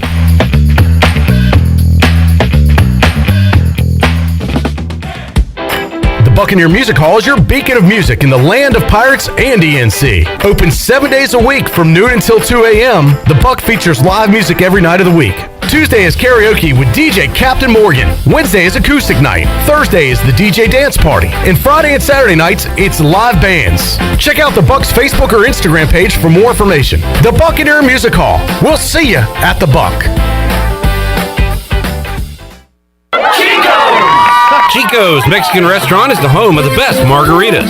Grab your amigos and head to Chico's every Tuesday for the Gulf of Mexico. A huge 38-ounce lime margarita for only $7.99. On Thursdays, relax and enjoy half-price pitchers of Chico's house margaritas. Choose from lime, strawberry, blood orange, raspberry, or peach. For Mexican food and fun, it's got to be Chico's Mexican Restaurant in downtown Greenville and online at chicosrestaurant.com. Chico's, where the fiesta never ends.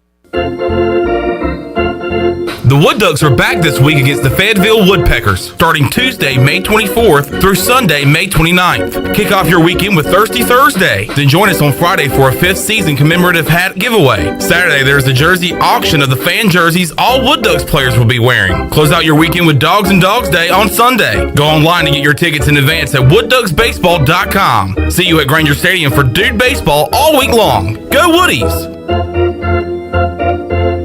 Hello, Eastern North Carolina. If you're looking for a great place to work with competitive pay and advancement opportunities, Pitt County Schools is hiring. We employ over 3,000 people, and we're one of the largest employers in Pitt County. Pitt County Schools is currently seeking teachers, bus drivers, school nutrition personnel, facility staff, custodians, clerical staff, and more. We offer advanced leadership opportunities for our educators and competitive pay for our skilled labor force. Come work for a diverse, thriving school system and be an important part of ensuring success for the students of Pitt County who are the future of Eastern North Carolina. To fill out an application, visit our website today at pittschools.org. That's pittschools.org, or go directly to our job postings at bit.ly/PCS employment. That's bit.ly/PCS employment. Pitt County Schools, engaging, empowering, and elevating every student and every staff member every single day. Do you want to get rid of wrinkles, tighten and lift your skin, smooth your skin texture, erase veins and brown spots, and get rid of unwanted hair? Are you interested in Botox or filler? Contact the licensed professionals at Beauty Bar MediSpa on Red Banks Road in Greenville. Free consultations available. Visit us at beautybarmedispa.com. Also follow us on Instagram and Facebook. Enjoy your visit. Love your transformation. Go Pirates! Safety comes first at Greenville Utilities. Did you know that by itself, natural gas is completely odorless? As a safety precaution, a chemical is added to the gas that gives it a distinctive and unpleasant odor. This allows you to detect the slightest amount of natural gas both indoors and outdoors. If you smell a strong odor of natural gas in or near your home, you should immediately call Greenville Utilities. GUC maintains staff around the clock in order to provide immediate response to emergencies such as natural gas leaks. You can count on GUC to keep safety job number one. The Dickinson Avenue Public House is a lively and diverse restaurant in Greenville that utilizes fresh and local ingredients. With influences of Creole, Asian, and upscale Southern cuisine, the Dickinson Avenue Public House offers a seasonally rotating menu and a full-service bar with rotating craft brews on tap. Come to the intersection of 8th and Dickinson and enjoy $1 off drafts on Tuesday, half-price flights on Wednesday, half-price wine bottles on Thursday, and $1 oysters Tuesday through Friday from 5:30 to 7. For more details, check out their website at daphousенc.com.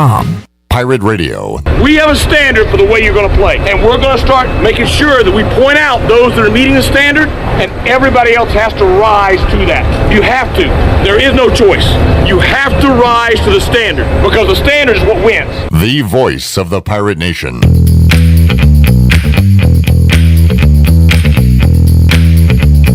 This hour of PRL is brought to you by Tommy's Express Car Wash. Come experience the difference at Tommy's. Now open at the corner of Greenville Boulevard and Red Banks Road. Doesn't your car deserve it? Visit Tommy's Express Car Wash today. Now back to the show.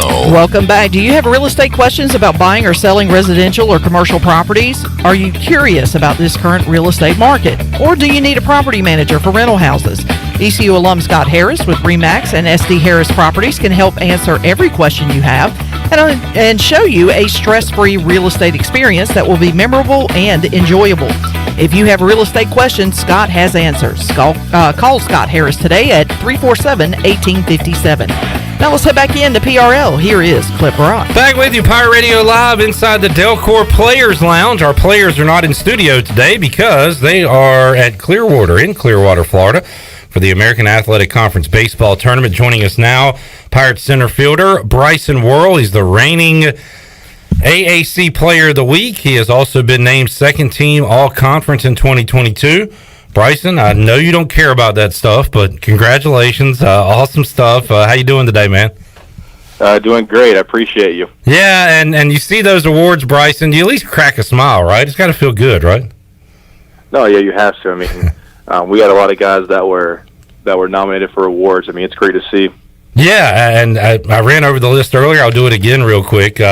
First team, Carter Spivey, Ryder Giles, Zach Agnos, Lane Hoover. Second team, Bryson, C.J. Mayu, Garrett Saylor, Jacob Starling, Alec Makarevich, Cam Clonch. And Bryson, you've been around a while, and you were here when Carter Spivey, I put out his numbers earlier today from 2019.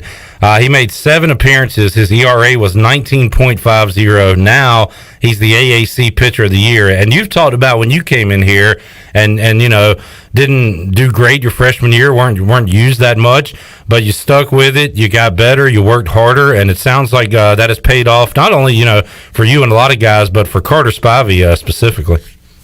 No, it's been awesome. I mean, what he's done for us this year has been, unbelievable. And yeah, it's been great to watch him grow. But I mean, that's just a testament to how he's stuck to his process and he's worked hard and he's got where he's at today. Bryson Worrell joining us. Bryson, Saturday was awesome. Lane Hoover gets the hustle double in the shallow center field. You come up, hit one to second. You're going to leg it out for a hit. Hoover's going home all the way from second, and you get the game-winning hit on senior day. That's some storybook stuff right there. Man, that was awesome. I mean, I guess that's Pirate baseball. They were hustling out to the last out, but I mean, I couldn't be more happier how that ended.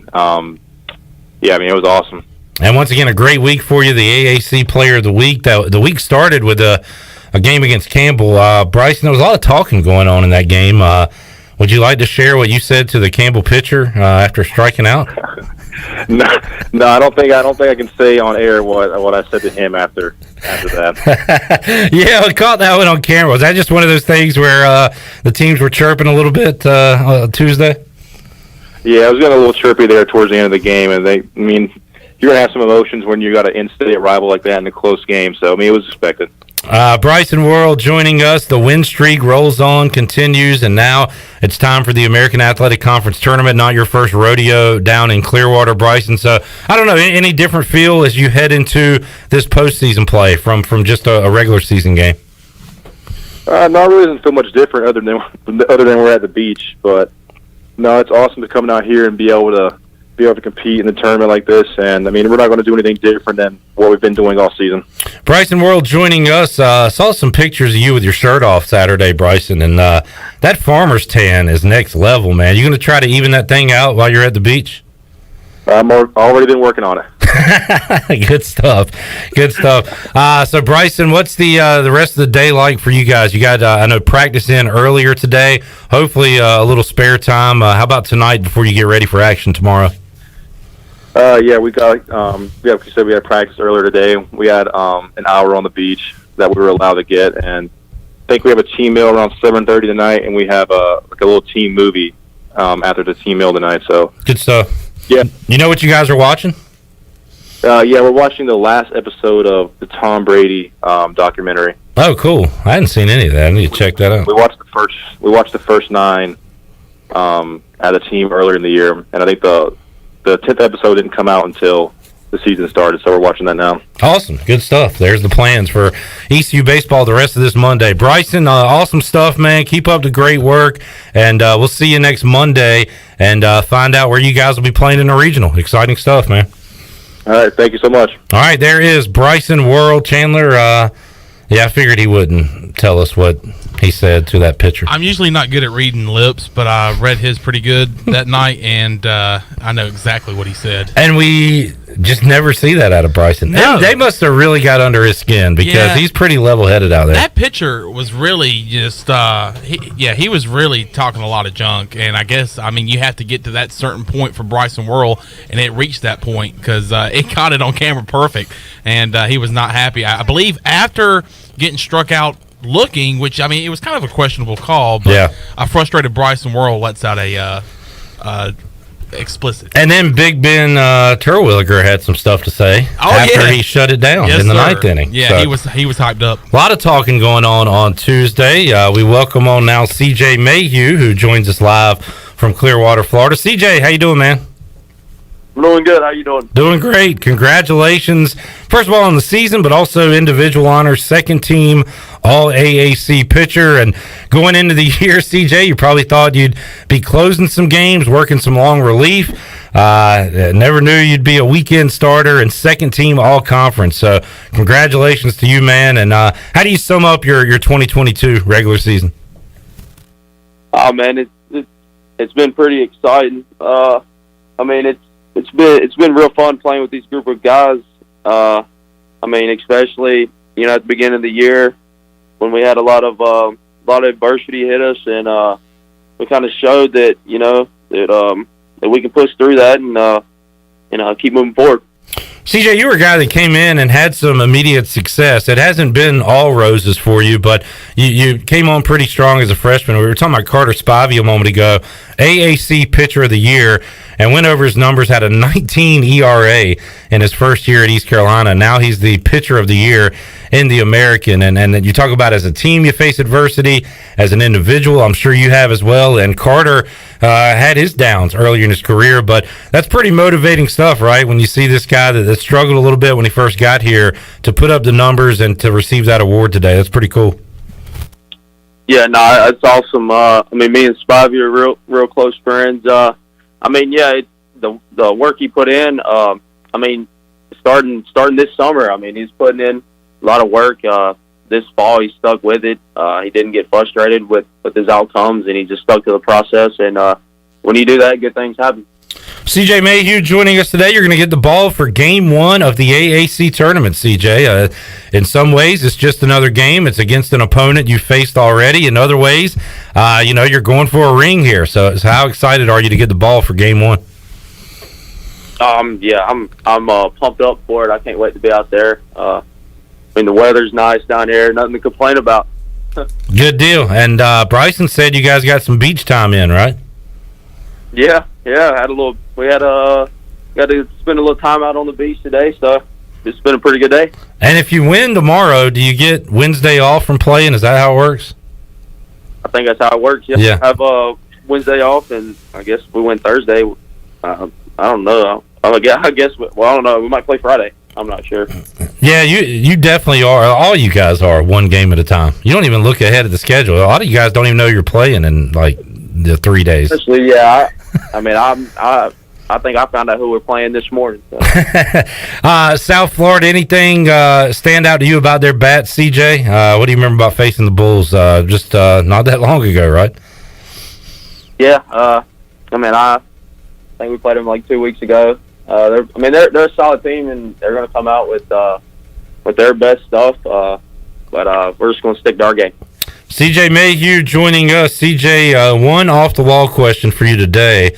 If you had to pick a food to eat every day for a year, you could only eat one food. What would it be? Oh, I'm gonna go with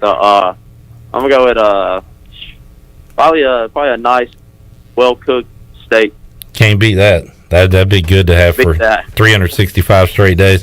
CJ Mayhew joining us. CJ, once again, congratulations on the honors you received today. And we talked to Bryson, and you're the same exact way. In fact, we need to have Zach on with you because he'll talk about you more than you'll talk about yourself. But what does that recognition you received today mean to you? It means a lot to me. All the work from the summer workouts all the way to the fall, it just pays off. And I couldn't have done it without the guys we got behind me when I'm pitching. They're making unbelievable plays for me. So. CJ, great stuff, man. Good luck this week. We'll see you next Monday when we find out where you guys will be heading for a regional, who you'll be playing against. So that'll be exciting stuff. Yes, sir. I'll see you. All right, bud. There's CJ Mayhew joining us live from Clearwater, Florida. Cliff loves the humble, selfless guys, and that was a humble, selfless segment with Bryson Worrell and CJ Mayhew. You just can't get much out of them to talk about themselves, No. but great years for those two guys, and really just a huge part as to why ECU is where they are, 14 in a row, a lock to make a regional, regular season champions, and now looking for a ring down in Clearwater. Well, you said it yourself when you were talking to CJ just a moment ago about Zach Agnos talking about CJ more than CJ talks about himself. And I think that's pretty much the entire team. Pretty much. They will talk about each other more than they will talk about themselves. Other than Zach Agnos. Zach Agnos. He'll talk about himself and others. Yeah, well, Zach will talk about anything, apparently. If you ask any of the guys that make it to second base and possibly, the umpires too. So, but I think that's a testament to the selflessness that Cliff Godwin has reiterated all year long, that this is a selfless team and it's all about each other. And it comes down to repetition, habit, whatever you want to use in that, because that stuff, repetition becomes habit. And if you exercise the notion of being selfless every single day, it just becomes part of you. And when you have however many guys on the team that are doing the exact same thing, you're going to see some level of success, which is exactly what we've seen the last 14 games. Zach Agnos is going to join us in about 10 minutes from now. Coming up in hour 3, we'll welcome on Tyler Smith, Smitty, another Pirate pitcher from years past, to talk about this team. He is. We had him on when they were struggling. He said, stick with them. And sure enough, here they are, where they always are, in the month of May and late May, playing for another conference championship and playing into another regional. We'll see where that is next Monday. Saw Smitty out at the ballpark over the weekend against South Florida. So I'm going to ask him how many games he's been to, because I've seen him in the press box quite a bit. Also saw him when Trey Benton came and pitched for the Hillcats in Kinston. He was at that game. So I think he's just a professional baseball watcher now. It's not a bad life. Not Look, bad at all. you know, if you can just make a living out of going to baseball games, who wouldn't want that job? He actually works too. But I know, we'll I talk to Tyler Smith coming up later on in the show. Brian Bailey joins us from Clearwater, Florida, coming up at 5 o'clock. More to go on Pirate Radio Live when we return. We'll take a look at the Buccaneer Music Hall scoreboard and talk to Zach Agnos. That's on the way on Pirate Radio Live. Back with you after this.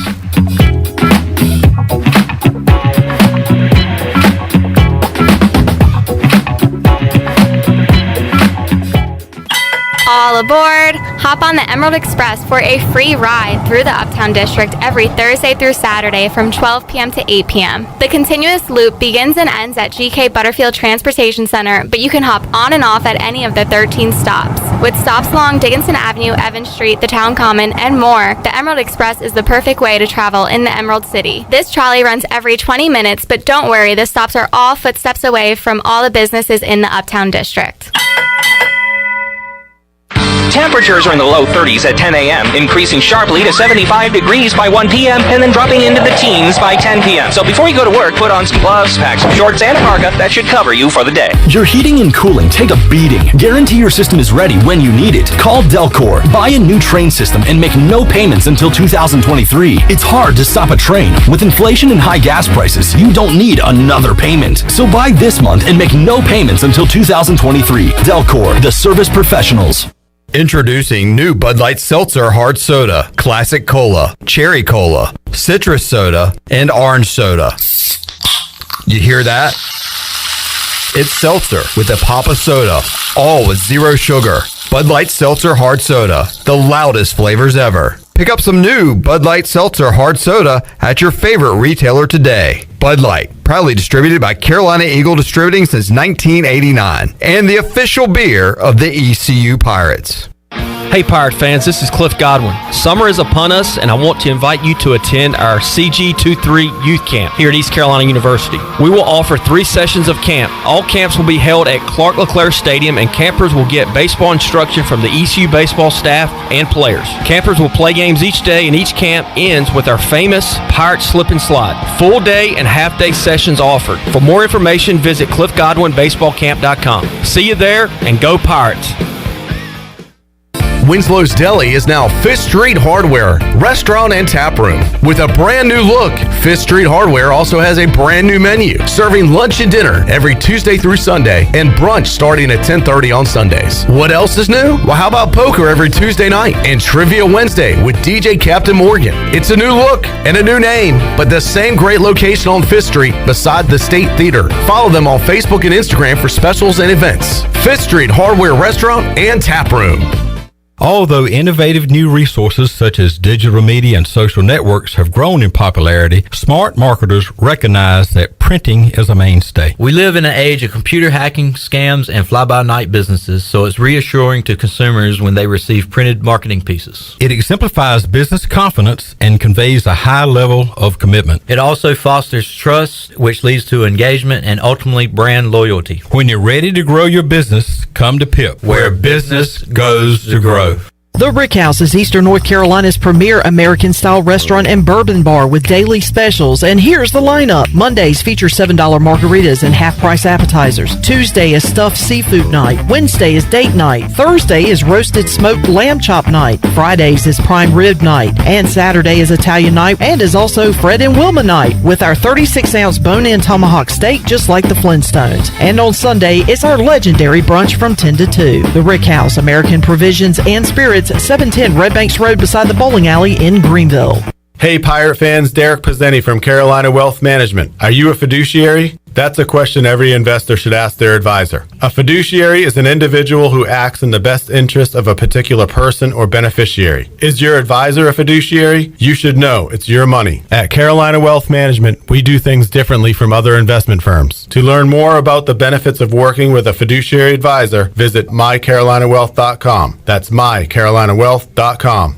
This is Zach Agnos, and you're listening to Pirate Radio, the voice of the Pirate Nation.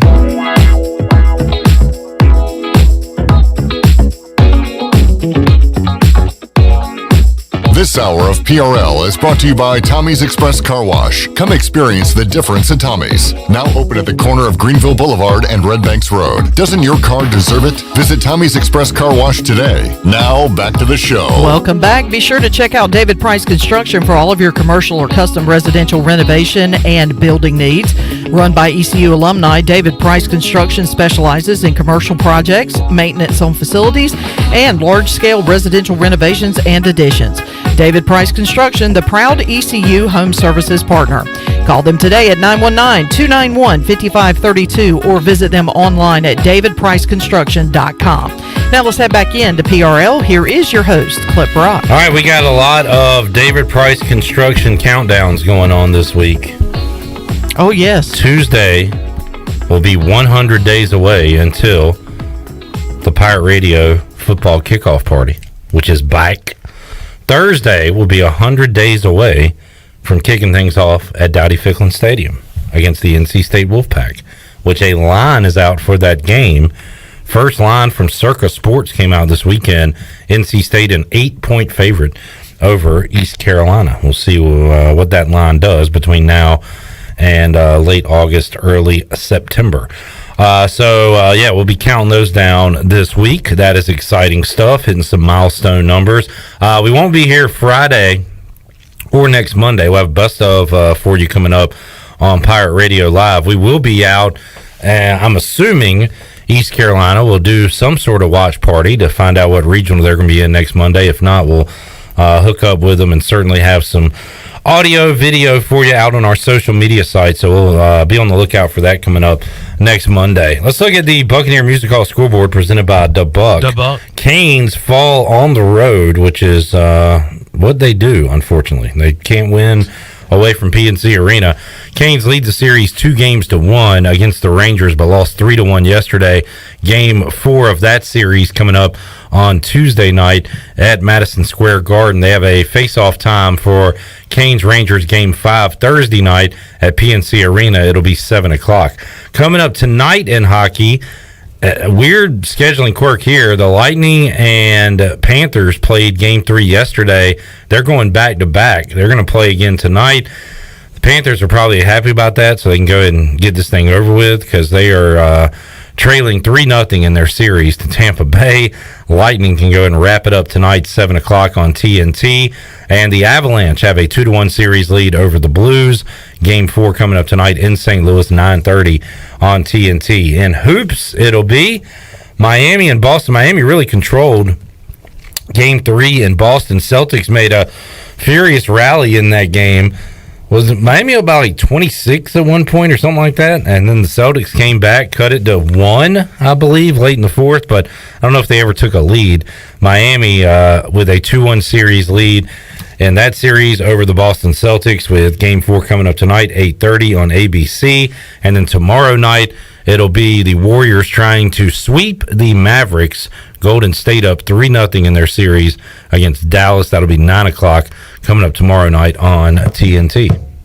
You wanted to say something, but you didn't. No, I'm good.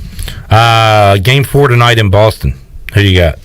I like the home team. I like the back against the wall Celtics tonight. Yeah, I like the home team, and I believe they got Marcus Smart back. They got Horford back, and I like them at home. That will even the series. Yep. Yeah, I think they'll even the series tonight in Boston. And good grief, the Celtics are 7-point favorites tonight.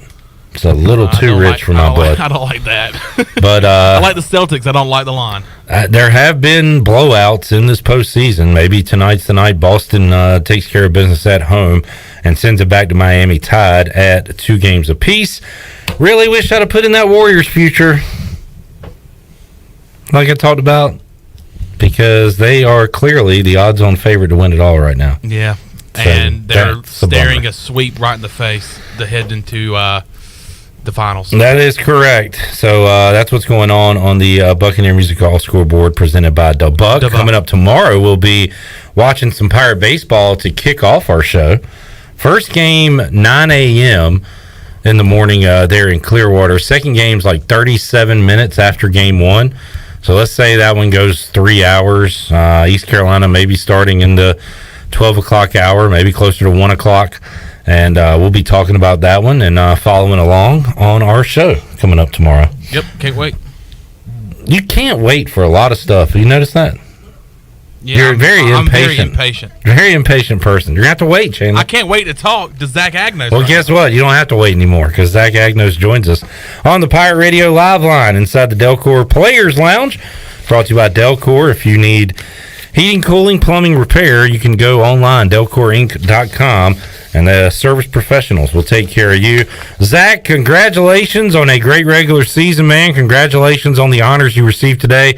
First team All-AAC. Pretty cool stuff, right? Yeah, it's pretty cool. I appreciate it, Clip. And, about halfway through the season, a lot of people probably wouldn't imagine we'd be in this spot. So it's pretty special, and it's exciting for all my teammates and coaches and staff because none of us would be where we were if it wasn't for each and every one of them. So it's been an awesome regular season, and it sure hasn't been a normal one, but it's been worth it. Well, Zach, I also want to congratulate you on a 3-game on-base streak. That's a big accomplishment, and I wanted to be the first to congratulate you. Are you going to jinx me again? See, here's the problem. I can't say that. Well, I don't know. I don't think this Pirate. I can't say anything negative about you guys. I can't talk about your hitting streaks. Like I can't say anything.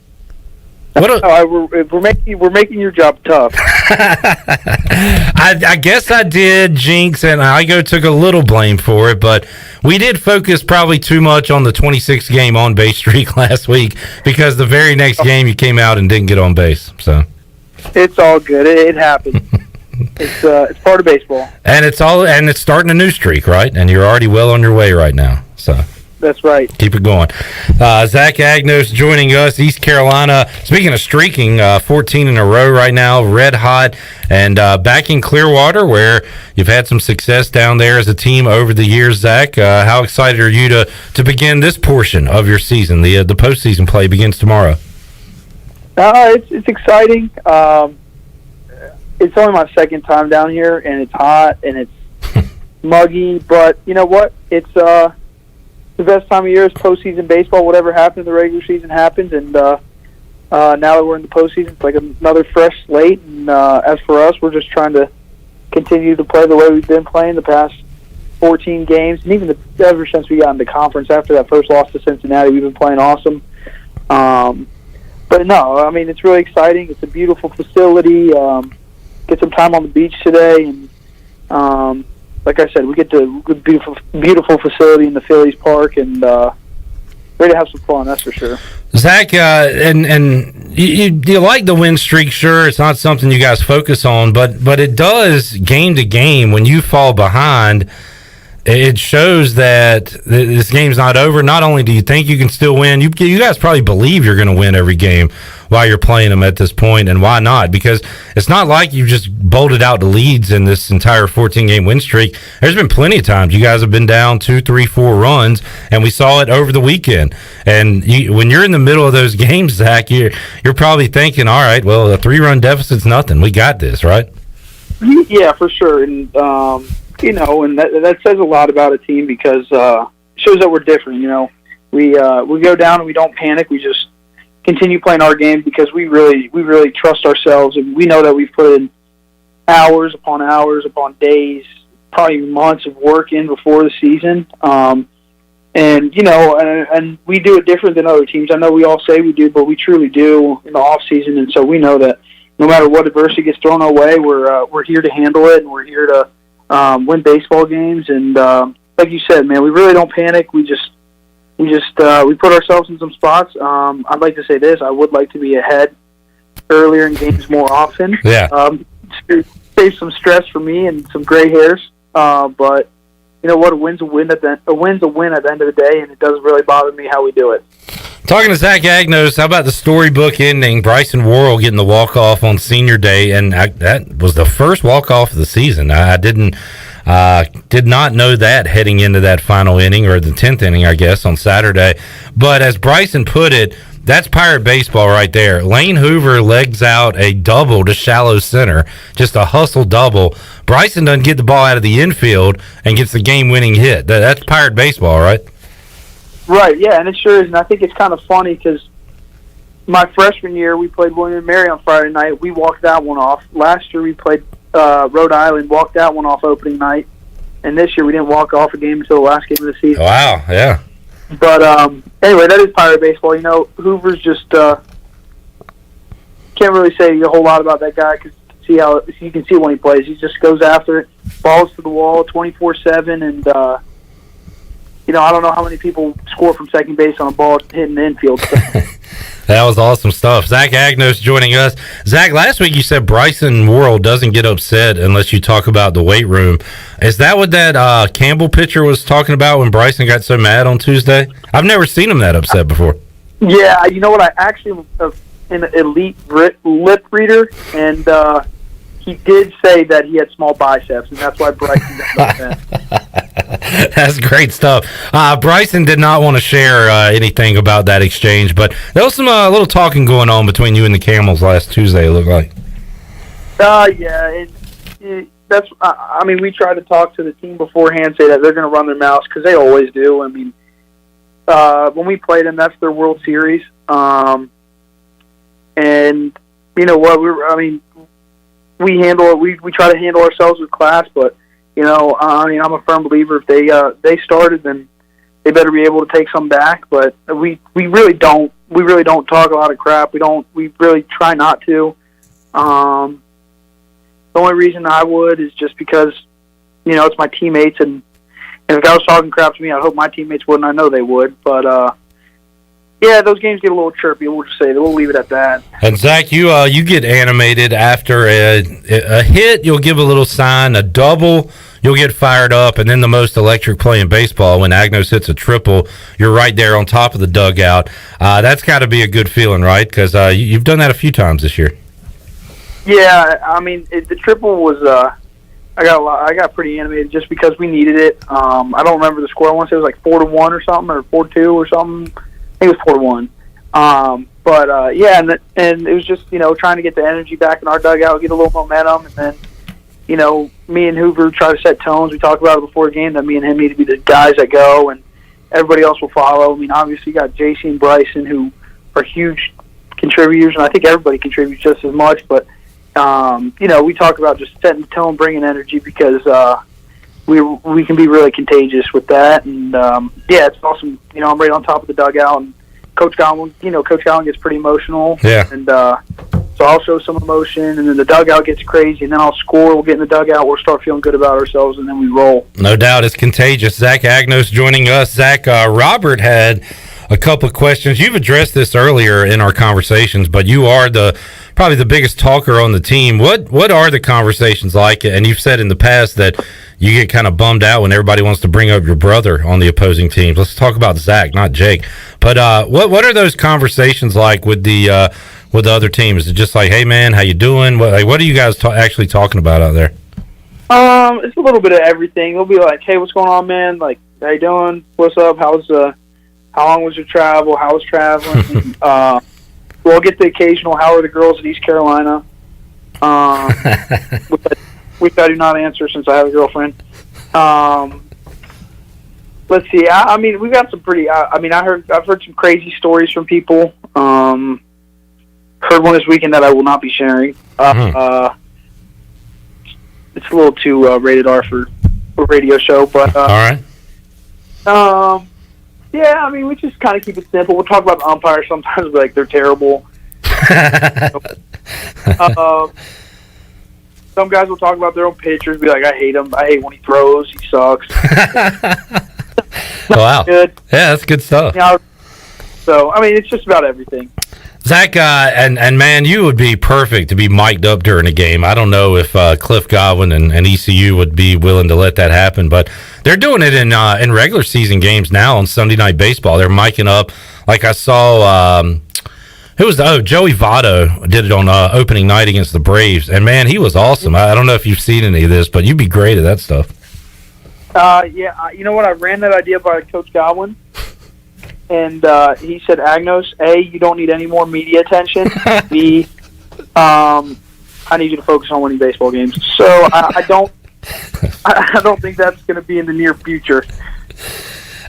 Now, How many times has that conversation happened where where Cliff has had to tell you you don't need any more attention and you need to focus? How many times has he told you that over the last few years, Zach? the first part where I don't need any more attention has been told to me quite a bit. But the one where I'm saying I need to focus more, that was the only time ever. Okay, well that's good, I guess. My favorite story about being mic'd up was Coach Allen was mic'd up one practice, and then the next day he wasn't, but he was like just talking with us in outfield, and AMAC goes, "Hey, Coach G, you mic'd up?" He's like, "No, why?" AMAC, he goes, "Oh, you're not yelling or cussing yet." That's good stuff. Zach Agnos joining us. One more question from Robert. Now, Zach, you've talked about how you only get a few pitches when you go in there, so I don't know how many you're going to shake off, but he's asking, does the catcher have the option to change a pitch using the wristbands? Like, how is it pretty much whatever they call from the dugout, or is there any other signs you guys are using out there? Usually we stick to AK signs. Okay. I remember, I think the last batter against USF, I think Ben called it. So I think it's just like a communicating thing between Ben and AK. And I mean, I honestly really don't shake. I mean, I just throw what they tell me to throw and where they tell me to throw it. So I don't know how much goes into that, but I know Ben will sometimes like tell AK he'll call it. So. Well, when you get in these tournament formats, you're playing a lot of games in a short amount of days. Although if you win, you can get some days off in there. But you got the old arm loosened up. You'll probably be called upon, I would think, the next few days, right? Yeah, I would think so. I hope so. I mean, I feel really good on the mound, and I feel confident. And I feel like I'm a guy that can get us out of some jams, get some innings, and take some stress off the bullpen, which is huge because we need as much pitching as we can down here. Once again, Zach Agnos, first team All-AAC, along with Carter Spivey, Ryder Giles, Lane Hoover, and then you got Mayhew, Saylor, Starling, Makarevich, Worrell, Clonch. And it's awesome, and I hate to be this guy, but it seems like a major omission to not have Jacob Jenkins Coward's name on any of these lists, Zach. Yeah, I mean, we talk about how good JC is, and we all think he got snubbed, but, JC's handled it great. He's been very mature. He doesn't care about it. He just says, I want to win. Really mature out of a freshman, Most freshmen will be really pissed off about it, and, I'm better than those guys, but JC's just going to handle his business. He's going to put a big chip on his shoulder and prove to these guys down here this week why he should have been first team. He should have been in conversation for newcomer of the year. But, you can't put into words what that guy's meant to our team this year, and the energy he's brought. Take away the performance, just the energy he's brought, the effect he's had on other people. It's been incredible, and he's a huge part of our success this year and why we turned the season around. Yeah, and you want to talk about spark plugs. You are certainly one of them, and you mentioned it with that triple that the team needed it, you got it, and it's contagious, and your energy is contagious out there. I would say, and it's amazing that a freshman can have that impact, but JC has that same style, right, Zach? When he does something, when he fires up the dugout, everybody gets into it. Yeah, everybody does, just because he's just so, loose and funny and, kind of just, hey, I wouldn't say weird, but he's just funny. He just does random things that you're not expecting him. I know one game wasn't streamed in Memphis on Sunday, but he scored the first run of the game and slid into home and was like a play at the plate. And so he rolled over on his back, and he was just laying there for a second. I thought he was hurt, so everybody kind of got up on their toes to see what was happening. And he did one of those jump ups where you rock back and use your hands to throw you up. And he did it and landed on his feet. So we were all whoa, that was crazy. He's like, I'm so mad I did that. He's like, I've been waiting to do that all year. The game that they do not put on ESPN Plus. Of course. ESPN Plus. Maybe he'll break one out for the tournament. Sounds like, is that the Shawn Michaels kip up, I believe is what that's called when you do that. All right, a couple of questions for you, Zach, before we let you go today. All right. You can eat one food item every day for a year and only one. What food are you choosing? Ooh, I would have to go with my mom's street tacos. Damn, that sounds good. She marinates something. What's the protein in that? Flank steak or whatever. Oh man. Steak. Yeah, it's next level. I'm not gonna lie. I love it because my mom always overcooks. She'll cook for like 60. So there will be flank. It's like there have been fights over that food. Let's just say that, like the leftovers. Me and Jake have had some fights about it. So definitely the street tacos my mom cooks. Good stuff. All right, and this one I saw online. You have to do one of these things. You have to either fight an orangutan with a sword once a year for the rest of your life, or you have to fight a chicken every time you get into your car. Which one of those are you choosing? Gosh. Wow. Yeah. I don't. I would probably take the orangutan once a year. Yeah. Go ahead and get it over with. Yeah. Because really, at first I thought chicken because it'd be pretty easy, but you go to your car, you don't just go like 1 or 2 times a day. You go like 8, and then you go to the store. Like that would become a lot of fights. Like I go get breakfast, come back from breakfast. I go to the field, come back from the field. Just think, after every game you play, Zach, and you went 3 for 3, you've been running around. You got to fight a chicken just to get back in your car to go home. Yeah, no, I would never. You know what? I actually might change my answer because every time you kill a chicken, you get some chicken breast out of there, so you can have some food for a while. That is true. You can make some street tacos. But yeah, that's right. But I would definitely still fight. All right, there you go. Zach Agnos. His answer is in. Zach, Bryson told us you guys are going to watch the final episode of the Tom Brady documentary tonight. You also got some beach time. Bryson said he's been, because we saw him without a shirt on Saturday after the game, he said he's been working on evening out that tan, because that was a farmer's tan for the ages we saw on Saturday from Bryson. Yeah, he needs to work on that a little bit. That's for sure. But I would just prefer him to keep his shirt on for the sake of all of our relationships on the team. Good stuff. Well, hey, how about go win tomorrow, and then I guess you would get Wednesday off, right? So hopefully you guys can get a dub and get a little off time on Wednesday. That's right. That's the plan. Good deal. Hey, Zach, congratulations once again, man. Great honor, just well-deserved for you. First team All-AAC. Appreciate you joining us, and we'll talk to you next Monday and then find out where you guys are headed to a regional. That's right. Sounds good, Cliff. Can't wait. Thanks, bud. There is Zach Agnos joining us on the Pirate Radio Live line. Best talker on the team, hands down, bar none. Would love to hear him mic'd up for a game and just see what all goes on through those 9 innings and what conversations he could have with other players and himself and his teammates. I'd pay to actually, hear that. Like, you know how like they do, having it mic'd up, but like, you know how they do alternate broadcasts of games and stuff? So have like the actual baseball broadcast on one like split screen and then just one with the camera solely on Zach Agnos. Yeah, and he's just chirping the entire game. Mostly to himself, his teammates, to the pitcher, Yeah. all the above. And in the MLB All-Star Game, I love when they do in-game interviews with, like, guys on the field. Well, they're doing that now on Sunday Night Baseball. Yeah. Yeah. Like, that has become a regular season thing. I feel like one of those with Zach Agnos would be fun. And what an answer from Cliff Godwin when Zach asked him about it. You don't need it any more media attention. Go away. They got on him because he was talking to so much when he was handing out candy in the library. When they do that reading day video. Yeah. They try to do it pretty quick. Like, hey, let them study. And then Zach just stands there and talks to him the whole time. Awesome stuff. He's been great, and all these guys have been great to talk to this year, and we'll keep it rolling.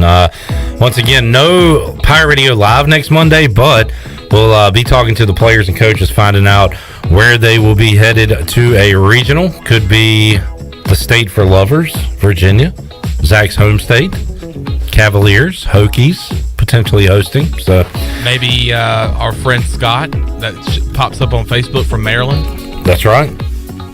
Maybe the Pirates invade his territory. Could be. Let's take a break. We'll come back when we return. Double B, Brian Bailey. We'll go back to Clearwater, Florida when we return. Hour 3 of Pirate Radio Live on the way. Also, Smitty, Tyler Smith, Expected to join us in hour 3 and a giveaway. So we'll keep rolling on Pirate Radio Live. Back with you after this.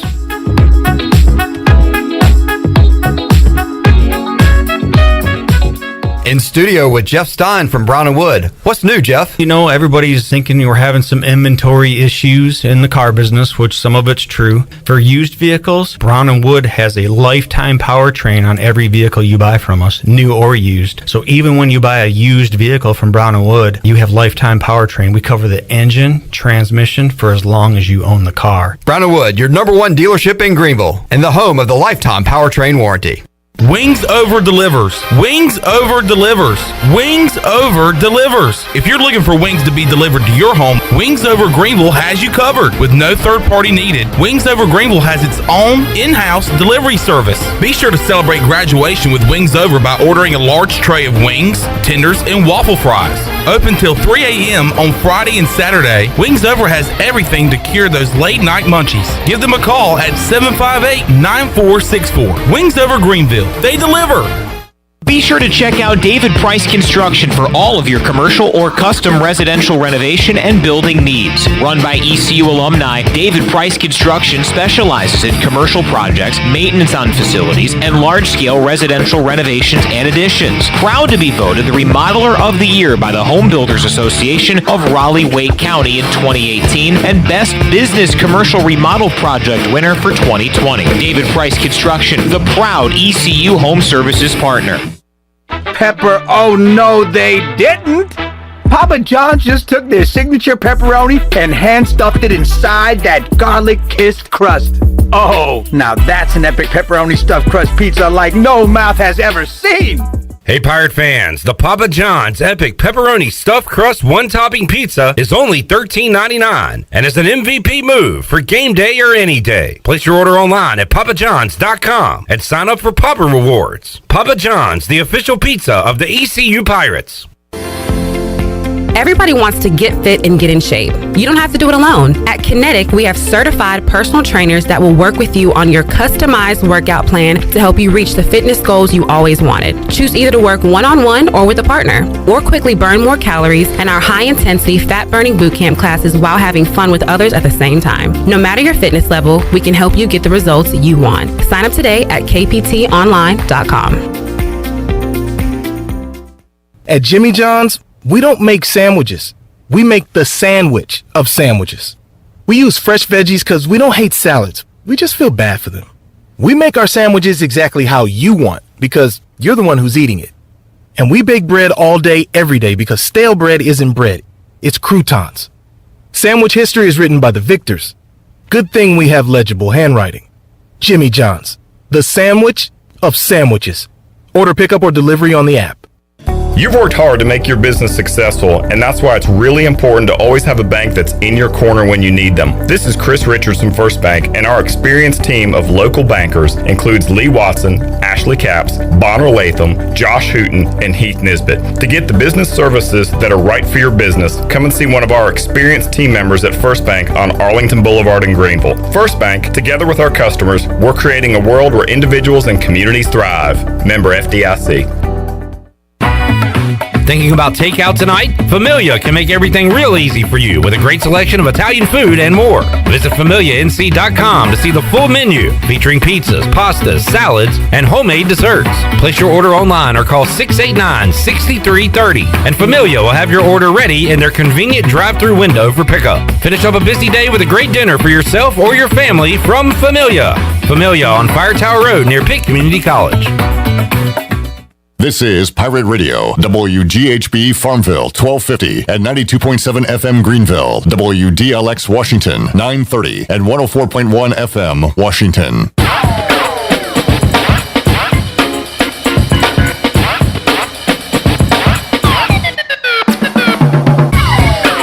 You're listening to Hour 3 of Pirate Radio Live. This hour of PRL is brought to you by Bud Light, reminding pirate fans to stay in the game and drink responsibly. Bud Light, the official beer of the ECU Pirates, and proudly distributed by Carolina Eagle Distributing since 1989. Now, back to the show. Welcome back. Carolina Caliber has the area's largest selection for outdoor shooting sports and accessories and is one of the top firearm dealers anywhere. At Carolina Caliber, they have everything you need for hunting, home defense, and personal protection, including a wide variety for ladies and youth. They will buy, sell, and trade. Carolina Caliber, locally owned and operated since 1960 on Fire Tower Road in Winterville. Now let's head back into PRL. Here's Clip. All right, really enjoyed today's show so far because we got to talk to Mike Schwarts for the first time on Pirate Radio Live. He was great to chat with in hour number one. And we just caught up with the Pirate players, all receiving honors today.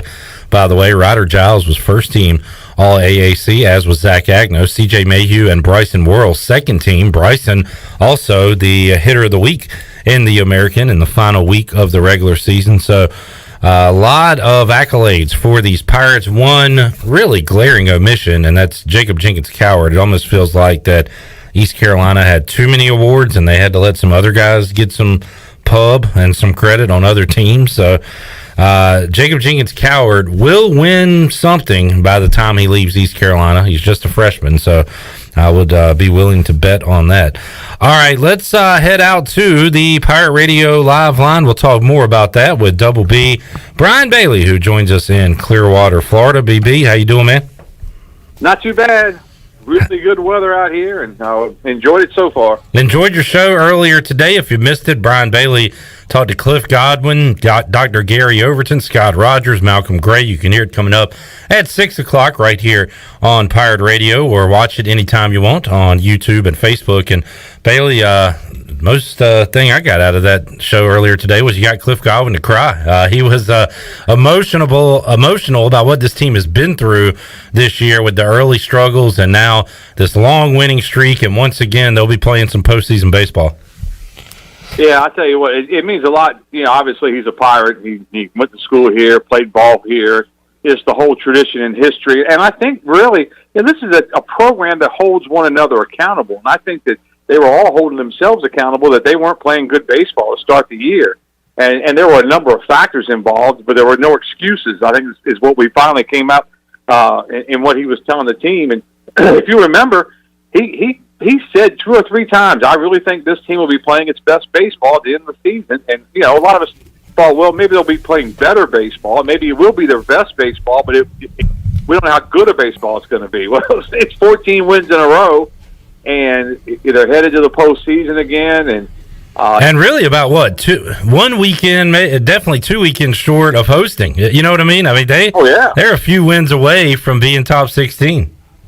I mean, shoulda, coulda, woulda obviously comes into play, but I don't know how much the sweep by Bryant, knocked them down. I know it knocked them down early in the season, but I don't know when you look at the whole thing or whether they needed wins. At Virginia Tech would have been a big win. Old Dominion, at Old Dominion.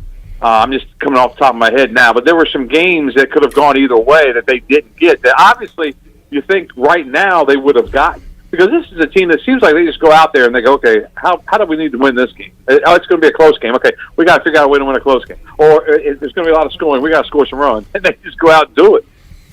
Brian Bailey joining us, a host of honors for this 2022 ECU baseball team. Cliff Godwin once again winning Coach of the Year. And Bailey, I said earlier that if I don't know, maybe 2-3 decades from now, if the American is still a thing, the Coach of the Year award is going to be called the annual Cliff Godwin Award. Whoever wins that award will win the Cliff Godwin Award because he has owned that one.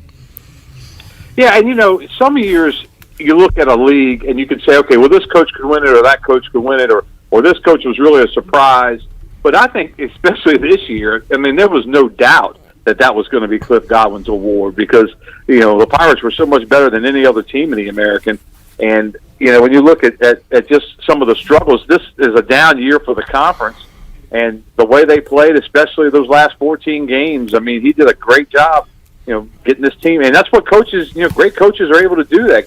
Great coaches take all the adversity and all of the bad things that happen and somehow turn it around and make it a positive. And you got to give him credit for that. A good example of what you were talking about a moment ago with East Carolina just doing whatever it takes. A little unconventional. We're going to use a pitcher for 2 innings and to start the game, and then we'll do 5 in the middle. And one of those guys that did a lot of that this year was Carter Spivey. And not in the weekend rotation, not even a midweek starter a lot. Just he came out of the bullpen when they needed him, provided innings, shut down innings, and well-deserved honor for him. That's awesome. First ever reliever to win that award in the AAC. And not only, when you think of a reliever that might win that award, it would be a closer, a stopper. And really Carter was a stopper, but he was an extended stopper, I guess you could call him. But yeah, that was really one of those that, and I think part of it, there really wasn't a dominant, as far as that. There were a couple of really good pitchers in the league, but I think just his body of work spoke for itself, and that's a tremendous honor for that young man. The dominant pitcher was a Pirate that was unable to play this year, Carson Wisenhunt, right? Yeah, exactly. I mean, and how many teams can lose an All-American to start the year? And then and Josh Moreland was going through some issues early on. Yeah. Zach Agnos was in a slump early on, and they got it all corrected after that. Congratulations to Spivey, Giles, Agnos, Hoover, Mayhew, Saylor, Starling, Makarevich, Worrell, Clonch, all getting first or second team honors today. But Jacob Jenkins Coward hits .328 in his freshman year, 9 home runs, 42 RBIs. Where the heck is his name, Bailey? That is I hate to do the omission stuff, but that's a major omission, in my opinion. And I guess it's a case where everybody else got on and they had to take somebody out. I guess. Right about that. He should have been up there. That's, and I've been working on some other stuff, and I knew the stuff was coming out at 2:00, but I hadn't had a chance to go back and get it yet. So I'd heard through the grapevine some of the information, but I didn't know the specifics. Yeah. And I'm surprised at that, too. That's shocking. Brian Bailey joining us. You talked to all your guests earlier in the day, Bailey, and folks can hear that at 6:00 on the Brian Bailey Show live from Clearwater, Florida. I mean, if ECU doesn't win this, is there another contender, or is it going to be one of those years where like a Cincinnati, the year they crept up and won it out of nowhere? It feels like if it's not ECU to win it, it's going to be some team we're not even thinking about, because I don't know. I mean, I don't even know if there's a clear number 2 in this league. No, I don't think so either. I think what you're talking about is the only thing that could happen is if some team gets hot, and the problem with that is usually a team like that, they may get hot, but they don't have the pitching to keep it up the whole time. The one team that does have the pitching to go through the whole thing is East Carolina, and they've done it all year with different guys. And I know C.J. Mayhew's going to get the start in Game 1, and they go from there. But it's really an odd year when you look at the pitching and what you have to go through and where your starters come from. And but yeah, they've got all the 14 wins in a row. They're the hottest team in the nation, and they're the big favorite here. You think you'll be up in Virginia in next week, Bailey? That's what I think. That's what people like Coach O that know all about how they do everything. Everybody seems to be that they would be surprised if it was anywhere but Charlottesville or Blacksburg. I think the Blacksburg deal is just really would be a great regional with West Virginia there and Randy May getting to do that story again and seeing Randy and Amanda, and then Virginia Tech is the top seed and all the bad blood between. I mean, they hate me up there. I'd be fun to go up there and cover a baseball tournament. Brian Bailey joining us. Bailey, you heard any behind the scenes, any rumor stuff about the team getting together next Monday? They do that annually. I'm going to assume they're going to do it again this year. Has there been any talk of that, or are they waiting until after the American tournament to talk about it? I've asked a couple of people, and right now I don't think there's any plans, but it could be in the works. Yeah. The people I've talked to are kind of like, they're kind of in a wait-and-see type thing, because they realize it's almost a done deal that they're in as a 2. Could be in as a 3, but they really think they're in as a 2. So, and they've done it every year. I don't recall, Bailey, them ever being on the bubble. I mean, you think about the March Madness selection show. You got those teams that get together and they don't get in. They're like the first 4 out, and it's just excruciating. This year, East Carolina's going to get in. I don't think they've ever held that. Even in the years where they weren't going to get in as an at-large, was Eclipse first year, they won the AAC tournament. So I feel like there hasn't been one of those where we've all got together and actually been nervous about not getting in the whole thing, right? You're right. I mean, usually they're a shoe-in to get in. Yeah. We've been nervous about whether they would be a national seed or not, and, what number they would be. But, that's part of the magic of this program. They're always there. Well, Bailey's in baseball mode right now. It's hot down there in Florida. It was a little cooler when you were at PNC last week, right? How would your Hurricanes experience go? Oh, that was incredible. I'm telling you what, that was so much fun. That was, those guys, just to watch them in person and then the crowd, and it's just a neat. I mean, I had one of the best weeks I can remember in a long time. I mean, you think about going to a professional hockey playoff game one night, come back and you're covering the East Carolina team on a great winning streak, and then the next night you're covering the regional, the fourth round of the playoffs. The winner goes to the Eastern Finals, and South Central and Rose put on a classic. I mean, one of the best games I've ever been to, and I stayed for that game. I didn't leave Guy Smith Stadium until after 10:30, may have been 10:40. I had to be on the air at 11:20. Before he was sending me text saying, "Hey, bud, you're going to miss the 11." I was like, "Yeah, I know." But Garrett Short did a great job, helping me out that night, getting everything together, and it was really that was one of the craziest baseball games. There was so much. I was talking at breakfast with Coach O and telling him all these things that happened. And he said, "All that happened in one game?" Yeah. And I know I'm leaving something out. And now South Central moves on. They got a best-of-3 series, right, Bailey? Yes, they have a best-of-3 series. And I believe it's South Brunswick. I haven't checked the pairing, but I'm almost positive it's South Brunswick. They have to go there first and then come back to South Central. And if there's a third game needed, they go back down to South Brunswick. I remember I was calling some random Jacksonville high school basketball games years and years and years ago, and they had a road game at South Brunswick, and I saw Welcome to South Carolina, and no, I went a little too far. But it's right there on the line, I believe. It is right there on the line. That's down there. It's a long way to go, that's for sure. BB, Brian Bailey joining us. So what's the plan for you the rest of the day, Bailey? What you doing over there? All right, well, we got the rest of the day. At 5:20, we've got Cliff Godwin on live. At 6:20, we've got Story kind of just showing the batting practice and infield today. They took over at the stadium. Zach Agnos talks about the streak, whether the guys talk about it much or not. C.J. Mayhew talks about it a little bit. Then tonight at 11, we're going to do a story with getting ready for South Florida. So we have a little different slant to it and talk about some of the guys that made all conference. And it's a big day, big Monday as we get you set for tournament play. And this trip could be a couple of days. It could be a lot longer than that, Bailey. So we'll see if we can check in with you again later on this week on Pirate Radio Live and talk with you. Please do. Be good. Thank you, BB. Brian Bailey joining us. We'll check in with them throughout the week. Let's look at the schedule for this week in Clearwater, Florida. So coming up tomorrow, Cincinnati Tulane go at it at 9 a.m. Some early morning baseball in Clearwater, Florida. After that, 47 minutes after game one, it'll be East Carolina and South Florida. At 4 o'clock-ish, it'll be Memphis UCF, and then after that, 47 minutes after the conclusion of that one tomorrow night, Wichita State, Houston. So if the Pirates win tomorrow, they don't play again until Thursday at 1 o'clock. If the Pirates lose tomorrow, they will play at 3 o'clock on Wednesday. So if you win tomorrow, you get Wednesday off. Let's say the Pirates win their first 2 games. They would play Tuesday, Thursday, and not again until Saturday. So if you stay in that winner's bracket, you get the luxury of getting a couple of days off. The semis will be on Saturday. They'll be determined. And then coming up on Sunday, it'll be the championship at noon on ESPN News. All right, whatever. All the other games are on ESPN Plus. Plus. No, we don't do that. Okay, that's fine. Plus. Saw this. I don't know. I've never seen this before in any level of football. Saw Garrett McGinn tweet this out.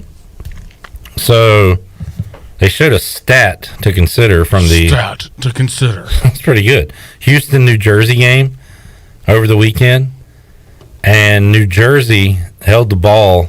I don't know what quarter this was. One of the quarters on. I think it was the first one. First quarter. 23 plays, 95 yards, 15 minutes time of possession.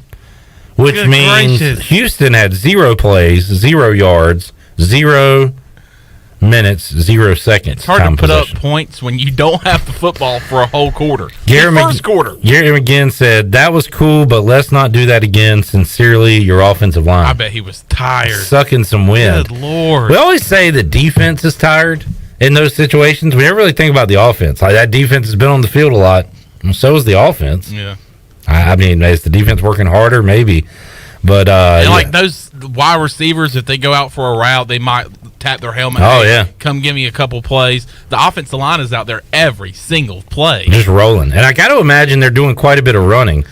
If the clock is going, if it's a 10-yard play, then they have to, especially if they're going no huddle, they have to run up to the ball. Yeah.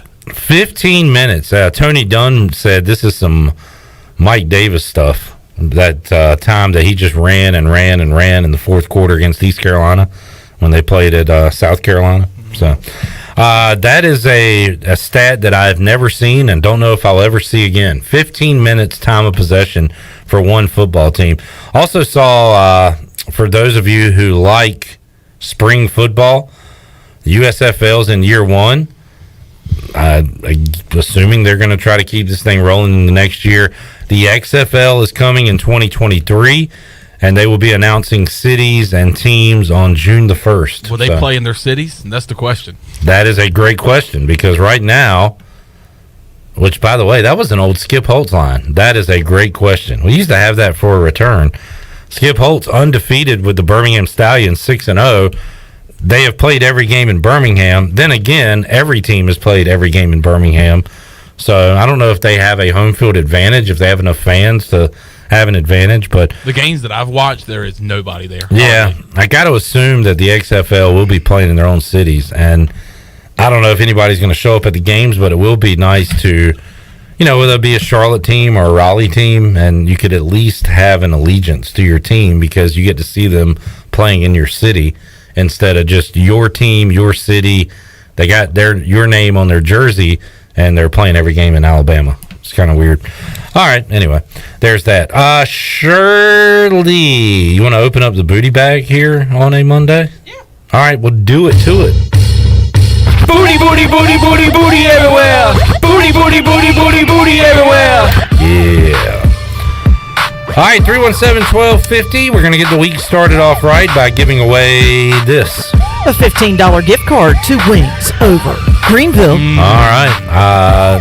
Best boneless wings. I'm usually a traditional guy, and they're not even boneless wings. They're more like giant tenders. They are giant pieces of meat. And the Shirley Road special, the garlic parm waffle fries. Yes, I highly recommend them. So plenty of great options there at Wings Over Greenville. What call are you looking for? I'm going to go with 12. Caller 12, 317-1250. We're back expecting Tyler Smith to join us here this hour on Pirate Radio Live. We got a lot more when we return after this.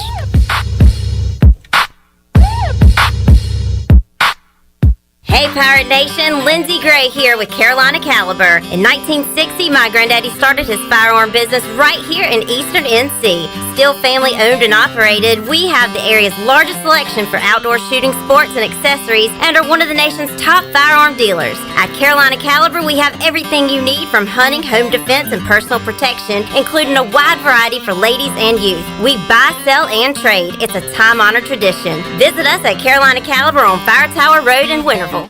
Thursday, September 1st. Save that date, Pirate Nation, because the Pirate Radio Football Kickoff Party is back. That's right. The excitement for the 2022 football season is building every day, and we are super pumped about the return of the Pirate Radio Football Kickoff Party presented by Bud Light on Thursday, September 1st. Save the date now and stay tuned for more details coming soon about the party of the year, just days before ECU takes on the Pack in Greenville. We are Pirate Radio, the voice of the Pirate Nation. I can't think of anyone who doesn't love a clean car, but how often do you actually go to the car wash? Does it take too long, or maybe it's just not a very nice place? Tommy's Express changes everything. Our wash is bright, inviting, clean, and fast. I love the flat conveyor belt. So easy to pull onto, much smoother ride, and safer for my car. And when you join Tommy Club, you can wash as often as you like for one low monthly price. I save money and time. We're Tommy's Express. At the corner of Greenville Boulevard and Red Banks Road, Greenville. This is Martin Truex Jr., and as a NASCAR Cup Series champion, I love one-stop shopping. When I need fresh tires or fuel during a race, my pit crew takes care of everything. Off the track, I have an auto owner's independent agent. They handle all my insurance in one place: car, home, life, and business. Get your own pit crew and find a local agency with auto owner's insurance. This is Brian Smith with Town Insurance in Greenville. Call me today at 756-8300. Go Pirates! Join us at Purple Blossom Yoga Studio, Greenville's premier yoga studio, for our wide array of classes, including restorative, power, hot yoga, and more. We even fly into the weekend with our aerial yoga workshops. New to our studio? Check out our special for new yogis. 3 classes for only $30. Check out our website or social media for all the information and up-to-date schedules at Purple Blossom Yoga Studio. Purple Blossom Yoga, where your health and mindset collide and help you transform to a new you. North Carolina State Parks is proud to announce that they have partnered with the Hometown Strong program. Our visitor centers are now equipped with public Wi-Fi to help kids with school. Remote learning has become a critical public health measure in maintaining social distance and continuing to educate our young people. Take advantage of Wi-Fi and a hike at Goose Creek State Park or a day trip to the beach and access remote learning at Fort Macon State Park. For more information, visit hometownstrong.nc.gov.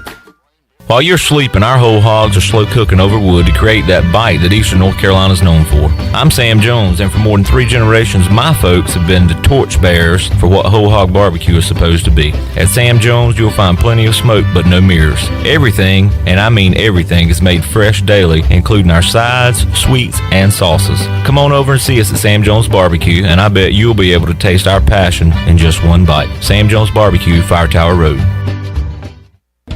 Hey Pirate Nation, this is Scott Harris with RE/MAX Preferred Realty.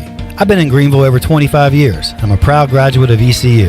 If you're looking to buy or sell a home, then give me a call today and let me help make your real estate process fun and easy. I keep it simple and explain the process every step of the way. My goals are your goals. There are no long-term contracts, and you always deal with me from start to finish. The right home starts with the right agent. Call me, Scott Harris, at 347-1857. Go Pirates! This is former ECU football player Bryce Williams, and you're listening to Pirate Radio, the voice of the Pirate Nation.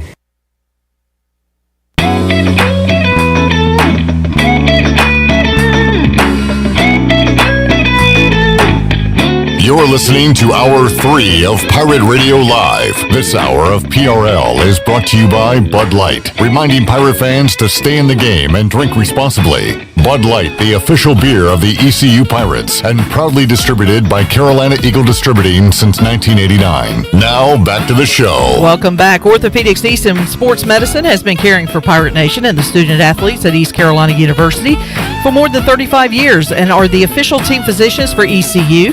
Orthopedics East and Sports Medicine Center provides a variety of general and specialized operative and non-operative orthopedic services to meet the needs of the patients in Eastern North Carolina. For more information, call 757-2663 or visit orthoeast.com. And congratulations to Mark Hall of Winterville.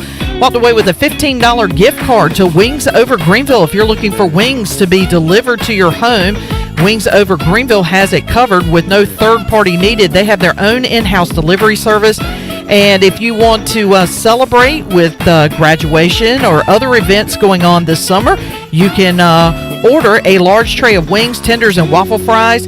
And be sure to try the all-new tender sandwiches by ordering ahead on the Wings Over mobile app. They're open till 3 a.m. on Fridays and Saturdays. Give them a call at 758-9464. Wings Over Greenville, they deliver. Now let's head back into PRL. Here's Clip Brock. All righty, welcome back into Pirate Radio Live. We've talked to some current Pirates today on the program. Zach Agnos, Bryson Worrell, C.J. Mayhew, Ryder Giles. We'll now talk to a former Pirate pitcher, Smitty. Tyler Smith joins us inside the Pirate Radio studios. Welcome back, Smitty. How you doing, man? I'm good. Appreciate you having me on again. We had you on, I guess, in March probably, and things weren't going great, and you were like, it's fine, relax. Yeah. They'll be all right. That's what I said. And it's hard for us to say you're right, because what we're seeing is some struggles, but sure enough, here we are, late May. Pirates are where the Pirates always are.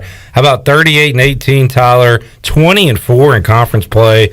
Been another great year for Pirate baseball. No, for sure. I mean, everybody doubted them at the beginning of the year, and then, like what I was saying when we first, or whenever March was over, that all they have to do now is really take it one day at a time, each series at a time, and they did that. I think the only conference series they didn't win was against Tulane. Yep. So, I mean, they did their job, and now they're set up for success. I mean, they're on a hot streak right now, so keep that rolling into the conference tournament, and, I mean, so really all they got to worry about right now is the conference tournament. And you were saying a moment ago, it's fun down there in Clearwater, especially if you win. And we were looking at it. You win tomorrow, you get Wednesday off. take a break, relax a little bit, and then if they win Thursday, they would get Friday off. So the better you play, the more off time you get down there in Florida. Yeah, I know we only have, I think, an hour on the beach, but, I mean, that would especially help out the pitching staff if we have those days off, because I know we had to go back-to-back days, I believe, last year, and then end up playing a doubleheader, and we lost that. But that would be big time for everybody because it's hot down there, too, so that'd help us with, like, I guess, hydration, being fresh for the next game. And Smitty, the way East Carolina pitches and the depth that they have, these tournaments where you're playing a lot of games in a short amount of time certainly favors the Pirates, right? Yes, it does. I mean, I feel like we're so prepared for everything. I mean, we had 4 games last year, and then we came up on this year. I mean, all the adversity they have faced throughout the year, they're built for it now. They know what it's like to not have success early, and now they're finding that. So just keeping that same mentality and uniting as one group and keep going forward. Tyler Smith joining us. Chandler said he saw Smitty over the weekend at Clark LeClaire Stadium. I've seen you quite a bit in the press box this year. How many games have you been to, you think? Have you missed any? Yeah, I've missed a few, but I try to get up there as much as I can. And then on days like it's hotter to train or something, I'll go up there to the press box. Get the VIP. Yeah, get the VIP. Have you been in the jungle at all this year? Yeah, actually. I usually try to go out there every game just to catch up with everybody and then see what's going on. But, I mean, I like sitting in the stands more, I think. But and when you watch it, like, do you still kind of feel like you're watching from the dugout or the bullpen? Like, are you nervous or can you relax during the game? At the beginning of the year, I feel like I was more nervous, but now I'm more relaxed. But sometimes, like, when the umpire's not giving us a call or something and I see Coach G freaking out, it's not just because of him, but, like, you got the fans, too, so I got to say a little something. But wait, are you one of those people? Like, I hear people... I don't yell at the players at all, but I'll keep it to myself if an umpire makes a bad call or something. Okay. All right. I also saw, I believe, Rick Benton, the father of Trey Benton, had the picture of you and Trey. We had Trey on the show last week who, man, he is doing awesome. Yeah. He hadn't given up a run when we talked to him last week. I don't know if he has yet, but he was, how cool was it to catch up with Trey when he was in Kinston? No, it was awesome. So I got to see him and talk to him for a few minutes before the game started, and he said he was throwing for sure. So stuck around to the 9th, and then he came in there, and I mean, he looked dominant just like he has all year. So I think he struck out the side. I mean, it's great to see him after everything that he's been through with Tommy John and not having success right away, but he stuck with it and got his arm healthy and everything. So it's good to see him finally having that success that he used to have. Absolutely. He had injury issues here at ECU. Also, going into the pros, he was hurt, I believe, when he was drafted, and talked about how he's come back from that. And, Smitty, we were talking before we went on about Carter Spivey. I love the stories of guys who don't quite have it when they first get here, and they don't leave, they don't quit, they just work harder. And it sounds like that's exactly what Carter Spivey's done. And I know you're really proud of him too for what he's accomplished this year, the AAC Pitcher of the Year. Yeah, no, like you were saying, a lot of people would leave if they weren't having success or try to do something else, but that man has stuck with it since day one, and the results have finally come. And I mean, I'm super proud of him. Hopefully this doesn't get to his head too much so he can continue to be good for us in the pen throughout the rest of the year. So Carter Spivey, Ryder Giles, how about that guy? Yeah. When we last talked to you in here, he and Mayhew probably weren't even starters yet. Like, a lot changed from February to where we are now with this team, right? No, yeah. I mean, Mayhew used to start in the inter squads in the fall and things like that, so he knew, like, if his name was called, he'd be ready to go. So, but I didn't expect the Ryder situation to happen, but I mean, it turned out to work for us. I know he hasn't. I didn't know he did. When did he start? I know he didn't start the last 2 outings or this. He did. This was the first weekend he hadn't started in a while, but he came in. I mean, still 3 innings, no runs. So I mean, he still looked himself. So no, it's good to see those guys doing what the team needs to help them win. Spivey, Giles, Agnos, Hoover, all on the first team. Mayhew, Saylor, Starling, Makarevich, Worrell, Clonch on the second team. We say all that, and they're still missing a name, right? They are still missing. Where's Jacob Jenkins Coward? I don't know. It's like you were saying earlier. Hopefully, this will just fuel them in the conference tournament and moving forward. I know it happened to Franny last year too, but that's right. That didn't affect him at all. He just stayed true to himself and kept showing everybody what they were missing out on. I swear, I guess at some point they're like, all right, we got too many ECU guys on the team. I swear that's what they have to say. I don't know. It doesn't make a lot of sense. Yeah, it doesn't. Tyler Smith joining us inside the Pirate Radio studios as East Carolina, 14 straight wins, Smitty, and they are just rolling along right now. Does it feel any different to pitch down in Clearwater? Are there any more, I don't know, nerves or anything, or is it just another game when you're down there playing?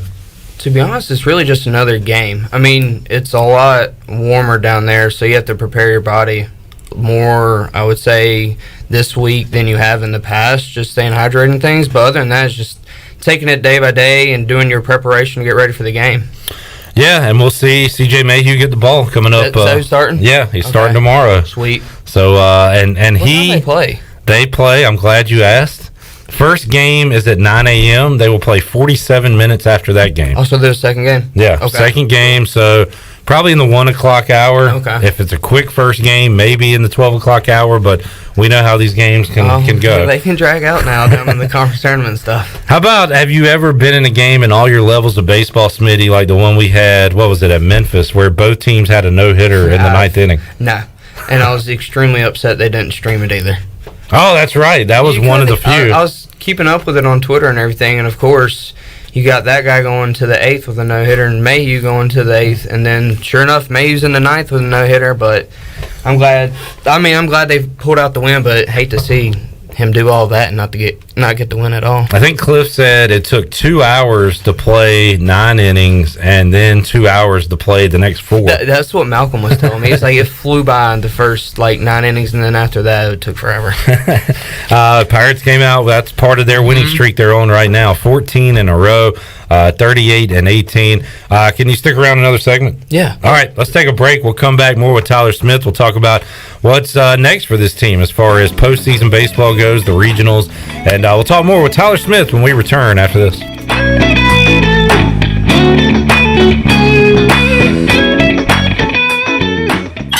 All aboard! Hop on the Emerald Express for a free ride through the Uptown District every Thursday through Saturday from 12 p.m. to 8 p.m. The continuous loop begins and ends at GK Butterfield Transportation Center, but you can hop on and off at any of the 13 stops. With stops along Dickinson Avenue, Evans Street, the Town Common, and more, the Emerald Express is the perfect way to travel in the Emerald City. This trolley runs every 20 minutes, but don't worry, the stops are all footsteps away from all the businesses in the Uptown District. Hey Chandler, what are you up to tonight? Jenny, it's Tuesday, and I'm going to go sing with DJ Captain Morgan for karaoke at The Buck. Well, that sounds like fun. I have to work. Well, what are you up to this weekend? Well, believe it or not, I'm going to go listen to some live music Friday and Saturday night at The Buck. Live music all weekend long, really? Yep, all weekend, and they also have the biggest high-definition screen to watch all the sporting events on Sunday Fun Day. I'm going to have to go check that out. Yeah, just check out The Buck on Facebook or Instagram for all the information. The Buck. Enjoy a day on June 4th filled with all things home, garden, and outdoor living, featuring vendors from across Eastern North Carolina. It's the Inner Banks Home Builders Association new and improved Home and Garden Expo in Greenville, North Carolina. This one-day-only event is Saturday, June 4th from 10 a.m. to 4 p.m. inside and outside Minges Coliseum on the campus of ECU. For more info, visit the Inner Banks Home Builders Association website at ibxhba.org. Welcome to US Cellular. Yeah, hi. I want a new phone for free, but not just any phone. I want the newest, fastest, most storage holding 5G unlimited data using phone in here for free. Sure, your choice. Really? Yep. At US Cellular, we put you first. So choose any phone from any brand free. Plus, get unlimited data for just $30 a month. US Cellular, America's locally grown wireless. Terms apply. See uscellular.com for details. We all love using Uber Eats, DoorDash, and grocery pickup. It makes life so much easier. Well, now there is cellular delivery, and the team at Cellular Warehouse has perfected the process. They will deliver your new phone right to your door with all your information loaded on the new phone. And the best thing is there is no charge for this awesome service. And you don't have to waste half the day sitting in a Cellular store. Call Toby Williams today at 252-799-7051 and let his team of experts make your cellular delivery today. Cellular Warehouse, your local U.S. Cellular authorized agent, serving all of Eastern North Carolina.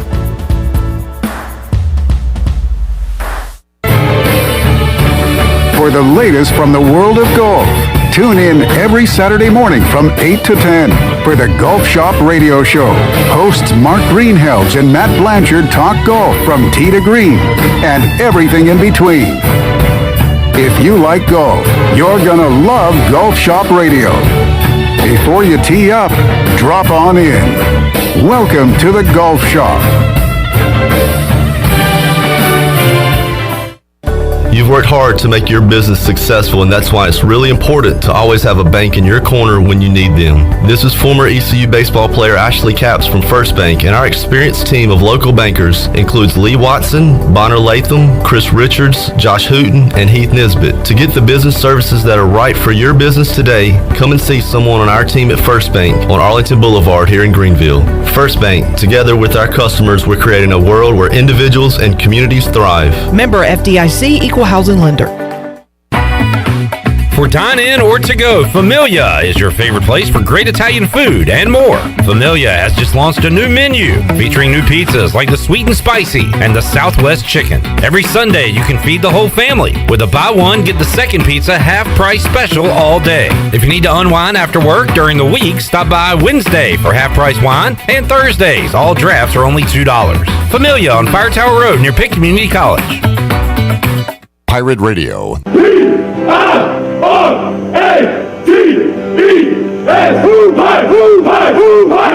voice of the Pirate Nation. 1, 2, 3, go!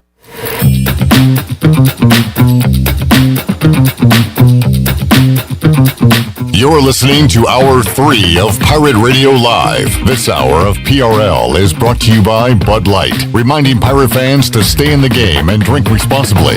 Bud Light, the official beer of the ECU Pirates, and proudly distributed by Carolina Eagle Distributing since 1989. Now, back to the show. Welcome back. To get the business services that are right for your business today, contact the team of experienced local bankers at First Bank.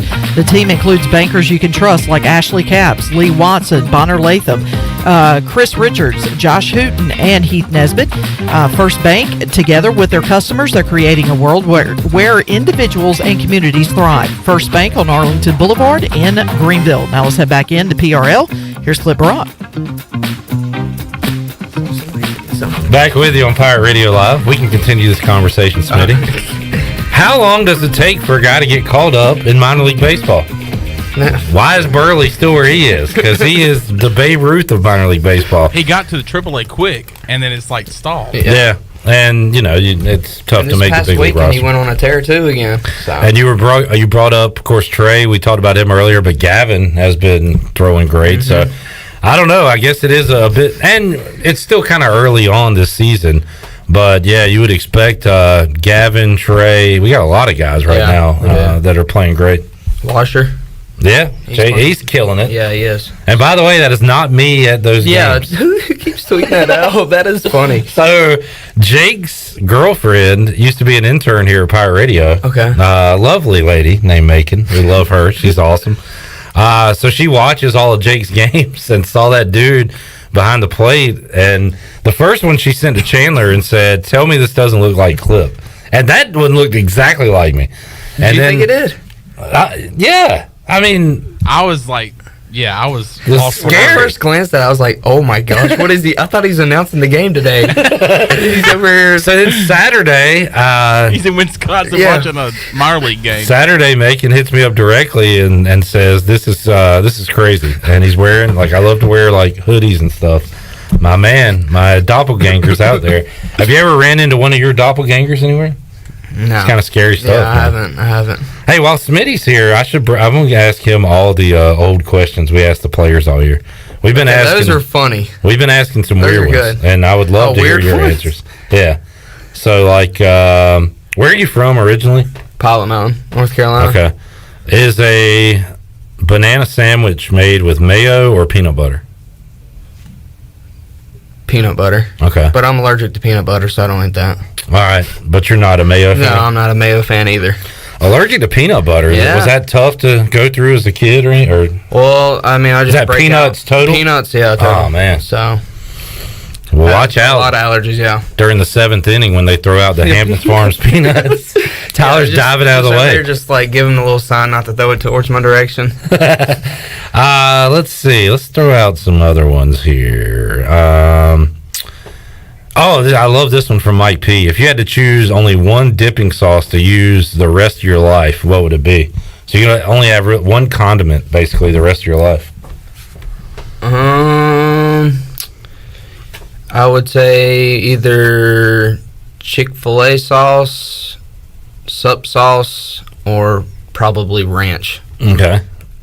And Chick-fil-A and sub sauce, now that I think about it, are somewhat similar, aren't they? Yeah. So, I mean, one of those. And ranch, very versatile, as we know. Smitty, the sunflower seed game has changed since I was a young baseball player. Now there's a million flavors. Yeah. Are you a sunflower seeds guy? I was when I played, but I really don't. What was your flavor, your go-to? I think it was the black cracked pepper. Okay. That was my go-to. Had a little spice there? Yeah, a little spice to it. What's your all-time favorite roller coaster? Do you have one? Is there like a Top Gun and Carowinds? I don't know. I haven't Man, been I used to love so going to Carowinds. long. Like I can't remember a roller coaster off the top of my head. All right, this one came from Ben Newton. This is an inside joke that I'm not privy to, but he wanted me to ask all the guys, will Christian Smallwood be invited to your wedding? For sure. All right, he's in. Great guy. Okay, good. This was also a very popular one from Seabrab. How many third graders could you take in a fight at one time? What did the guys respond So to that? CJ went up to 7, I think. Oh my Bryson God. said definitely more than 10. Yeah, Bryson's a big dude. So how many do you think you could go? I mean, those guys are big. I don't know, 4? All right, that's a good number. You really don't want to be beating up third graders anyway. Yeah. Favorite cookout milkshake? Oreo. All right, easy one there. What's your go-to late night munchie? I'd probably say Sheet's cinnamon sticks. Never tried those. I have to give it a shot. They're pretty good. All right, if you were to give up baseball, which now you're in the real world, Yeah. you give up your real job, Smitty, and you join WWE, what would be your signature move? The RKO. All right, that's a good one. Yeah. I got to be careful because those come out of nowhere. Those come out of nowhere, yeah. Keep your head on a swivel. Would you rather fight 1 gorilla-sized chicken or 10 chicken-sized gorillas?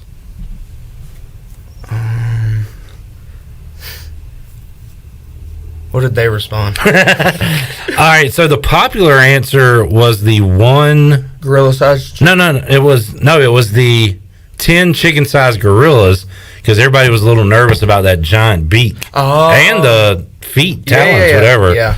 No. So the 10 and gorillas, like, they can jump, and I'm worried about them leaping and jumping, but that might be easier than that giant chicken. Yeah. No, yeah, I agree. This was a good one. Rank these buffets. So you got Chinese, breakfast, pizza, and then your traditional, like a Golden Corral type thing. So how would you rank those 1 through 4? I'd probably go breakfast, pizza, Chinese, then Golden Corral. All right, there you go. Those are the official Smitty rankings. Yeah. When you played, who snored the loudest on the team? Bus rides or roommates, hotels? Either Coochman or Sam Lanier. Okay. Yeah. Cooch snores because that's what old men do. Yeah, I mean, it's loud too. I used to have to put in my AirPods and stuff during the night. On that note, Smitty, we should be seeing Jake soon, right? I think I think so. That's a nice addition to have postseason. Yeah, I mean, I don't know how many innings he's going to throw, but it's going to be nice to have him out there for sure again. Absolutely. He hasn't. How many weeks has it been? I mean, he hasn't pitched since UCF. 3 or 4? Yeah. 5? Been a while now. He seems like, though, and you could probably say this about a lot of guys on the team, but when a guy leaves the lineup, you kind of miss him. I still feel like he probably makes an impact on the team, even though he's not pitching. No, yeah, he does for sure. I know he started that little 9th inning song that gets everybody going. Oh, yeah. So, I mean, he's always having an impact, no matter what. I think I forgot to ask this one to people, but I can ask Smitty. If you came with a warning label, what would it say? That's a weird question. Warning. Oh, my God. Yeah, that's tough to think of. I had a warning label. Well, think on that one. Yeah, that was a good one. This one came from the parents of Lane Hoover, I believe, Julia and Denny. Okay. First of all, what pirate ate the most at the buffet when you played? Either AK or Smalls. The pitching coach. I think somebody said. Nobody said either one of those. Okay, all right, good answer. Also, who was the most superstitious?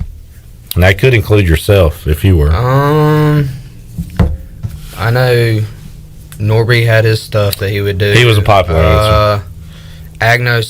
Jake used to always have a certain routine before he started, so nobody could really talk to him. How about you on the game days? You do anything, like, did you do the same thing every start? I mean, I tried to. Some days it'd get, like, switched, like, moved around and stuff, but yeah, I try to stay consistent. I used to try to stay consistent with my routine. Shout out to Eric Ward and Casey Singer, the marketing guys at ECU. Every game starts at 0-2. They do a great job. Yeah, to do that, because did you see earlier this year Garrett Cole was freaking out because the first pitch went long? Are you serious? Yeah, he was in the dugout like cussing and screaming. Okay, I think I saw Max Scherzer like a couple weeks ago. The guy was throwing out the first pitch and he just sent him on. He wouldn't let him get on the mound. No, the kid was sitting there waiting, and Scherzer's just sitting there like winding He's up. humming it in there. Yeah, and you see the girl that like the director for like on-field stuff. She's like, oh, "Okay, honey, come on, let's go. Just throw it on the side or something." Hey, time for the big boys to play. Yeah. So Smitty, what was your toughest class ever at East Carolina? I would say probably stats for the criminal justice department. Yeah. Anything number? Is that numbers? Yeah, it's numbers. Yeah. A lot of numbers. Don't like that. No. Let's see. Anything else? If you could only eat one food item every day for a year, you can only eat one, what would you pick? So if I said like hibachi steak, and does it just have to be steak, or can it be like all the zucchini and stuff like that? Hibachi steak with the vegetables. Yeah. Would be your No your call. mushrooms, but yeah. No, okay. That's the go. Ask for the Smitty. Yeah. That's what they'll do. All right, good stuff. Tyler, you're saying you had a lot of fun down in Clearwater, but you got to win to have fun, right? Yeah. You got to get those days off, Gotta get those days off. If you got a day Hour on off, the beach. yeah. What do you do? Hour on the beach, walk around, go get some ice cream. I know a couple guys I think bring like their Xboxes and PS4s or PS5s, so we'd go in a room and hang out. I've not played the show this year. Do you play? I don't play video games. Yeah, too old. Too old much for that. Yeah, too much going on. Too many baseball games to go to. No, but I'm actually going to Florida this weekend, so I'm hopefully if they make it to Sunday and go down there and watch them play in the championship. You planning on maybe heading to a regional? Is that going to be the plans for you? Yeah, I'm going to go no matter what. I'm going to try to find me some tickets. Hopefully, maybe Coach G can help me out with that. No, I'm just kidding. I'll buy them if I have to. I'm sure you'll get the VIP somehow. No, I don't know. Hell, you could probably get a uniform and just go on the bus and...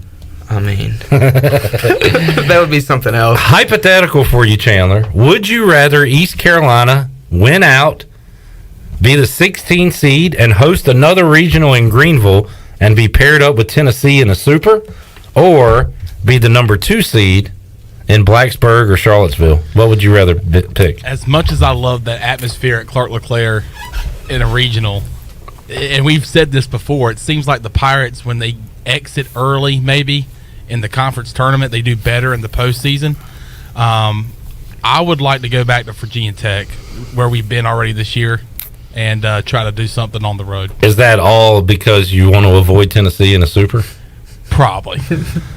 Surprisingly, I mean, Smitty, you had a similar answer, right? Yeah, I mean, we're hot right now, so we'll just see what happens, really. Yeah. But I mean, they have us at Maryland, Virginia, and V2, so it's all up in the air. We got to win out first. I mean, that would help us. Yes. Pirates lost to the Hokies earlier this year. Mm-hmm. Their best record RPI-wise was Maryland. They played them in the Keith LeClaire Classic. Beat them on Sunday, didn't they? That's right. That's right. Yeah. Knocked them off. So, Smitty, good stuff, man. Tell everybody, what are you up to these days? Tell everybody again what you do. Just working. I'm actually about to move to Charlottesville here in a couple months. So good deal. But, yeah. All right. Well, don't be one of those snooty Virginia people. I'm not going to be a UVA fan. I promise. What kind of work do you do? Well, I'm a data analyst, sales assistant right now, but I'm gonna be moving towards an account manager position with Grover Gaming. Yes, sir. Grover Gaming. cool. Yep. Smitty, good stuff, man. Appreciate you joining us, and we'll talk again down the Yes, road, sir. talk more baseball with you. Yes, sir. Thanks for having me on. Tyler Smith joining us. Take our final timeout. Come back. Get ready to wrap things up on a Monday edition of Pirate Radio Live. Back after this.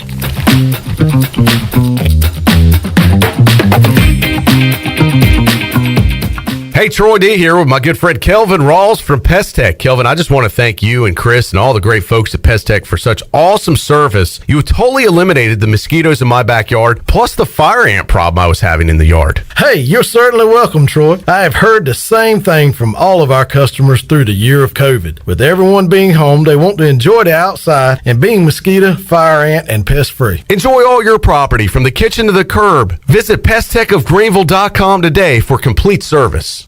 In studio with Jeff Stein from Brown & Wood. What's new, Jeff? For service, we're doing touchless pickup and drop-offs. So when you pull your vehicle in, we greet you at the car and open the door for you, but we're putting plastic on the seats. We're having a steering wheel cover put on. We even have shift knob covers now this year. And then we have the customer actually drop the key in a baggie, and they're the next one to touch that key when it comes out of the baggie when they pick up their vehicle. So just want to make sure we take care of the customers that voted us number one. Brown & Wood, your number one dealership in Greenville and the home of the lifetime powertrain warranty. The only way to top a sub is with real red wine vinegar made from red grapes and no food coloring. And the only way to get it is at Jersey Mike's, because authentic ingredients make a sub above. Jersey Mike's would like to dedicate the next 3 seconds to our new grilled portobello mushroom and Swiss sub. Trust us, it tastes good too, because fresh ingredients make a sub above. Hey guys, this is Kyra from Postcode Junction in Washington, where all your shipping needs come together. Did you know Postcode Junction is the only UPS, FedEx, and DHL shipping location in Washington? Postcode Junction is also the place for your Amazon returns. Need to ship a package the same day? Want to avoid the long lines at the post office? Come see us at Postcode Junction by 4:30 and we got you covered. Postcode Junction on 15th Street in Washington next to Tractor Supply. Go Pirates!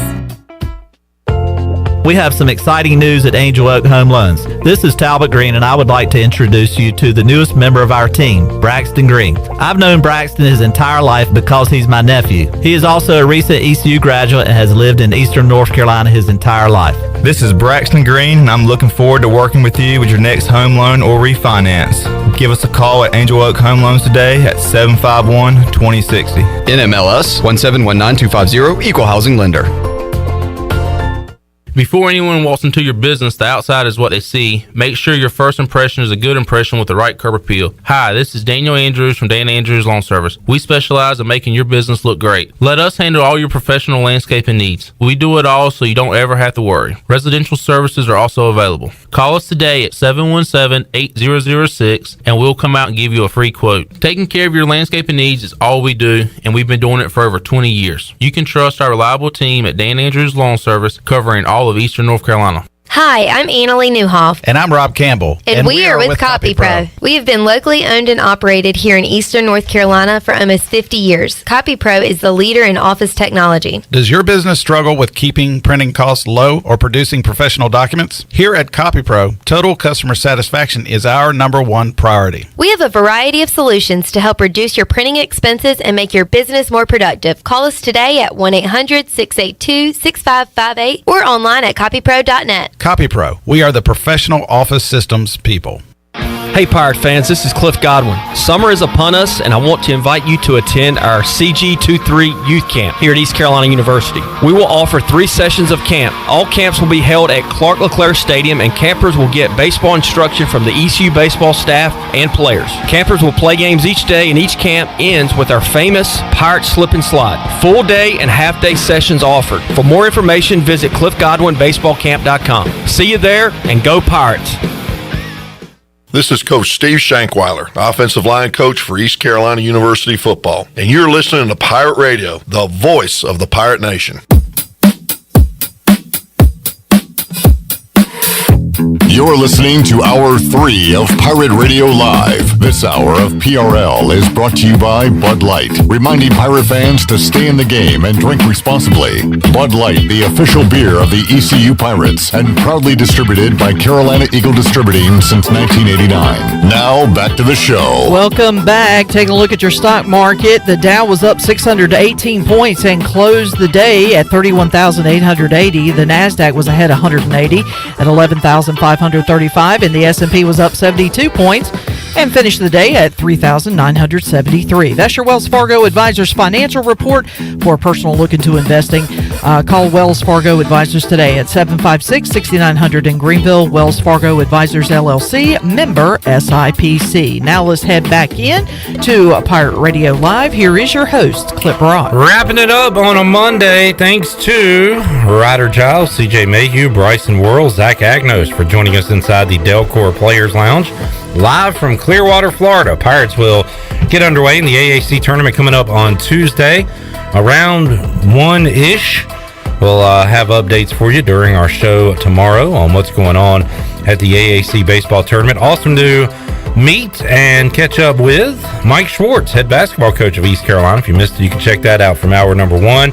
And Smitty, Tyler Smith, former Pirate pitcher, joined us hour 3, as did Double B Brian Bailey. We'll see Shirley Rhodes, Chandler Honeycutt, and the crew. Ellerby and Troy D will be here Tuesday at 3 with a fun announcement regarding the Pirate Radio football kickoff party. So tune in Tuesday 3 o'clock for more Pirate Radio Live. Have a great rest of your Monday. So long, everybody. Thanks for listening to Pirate Radio Live.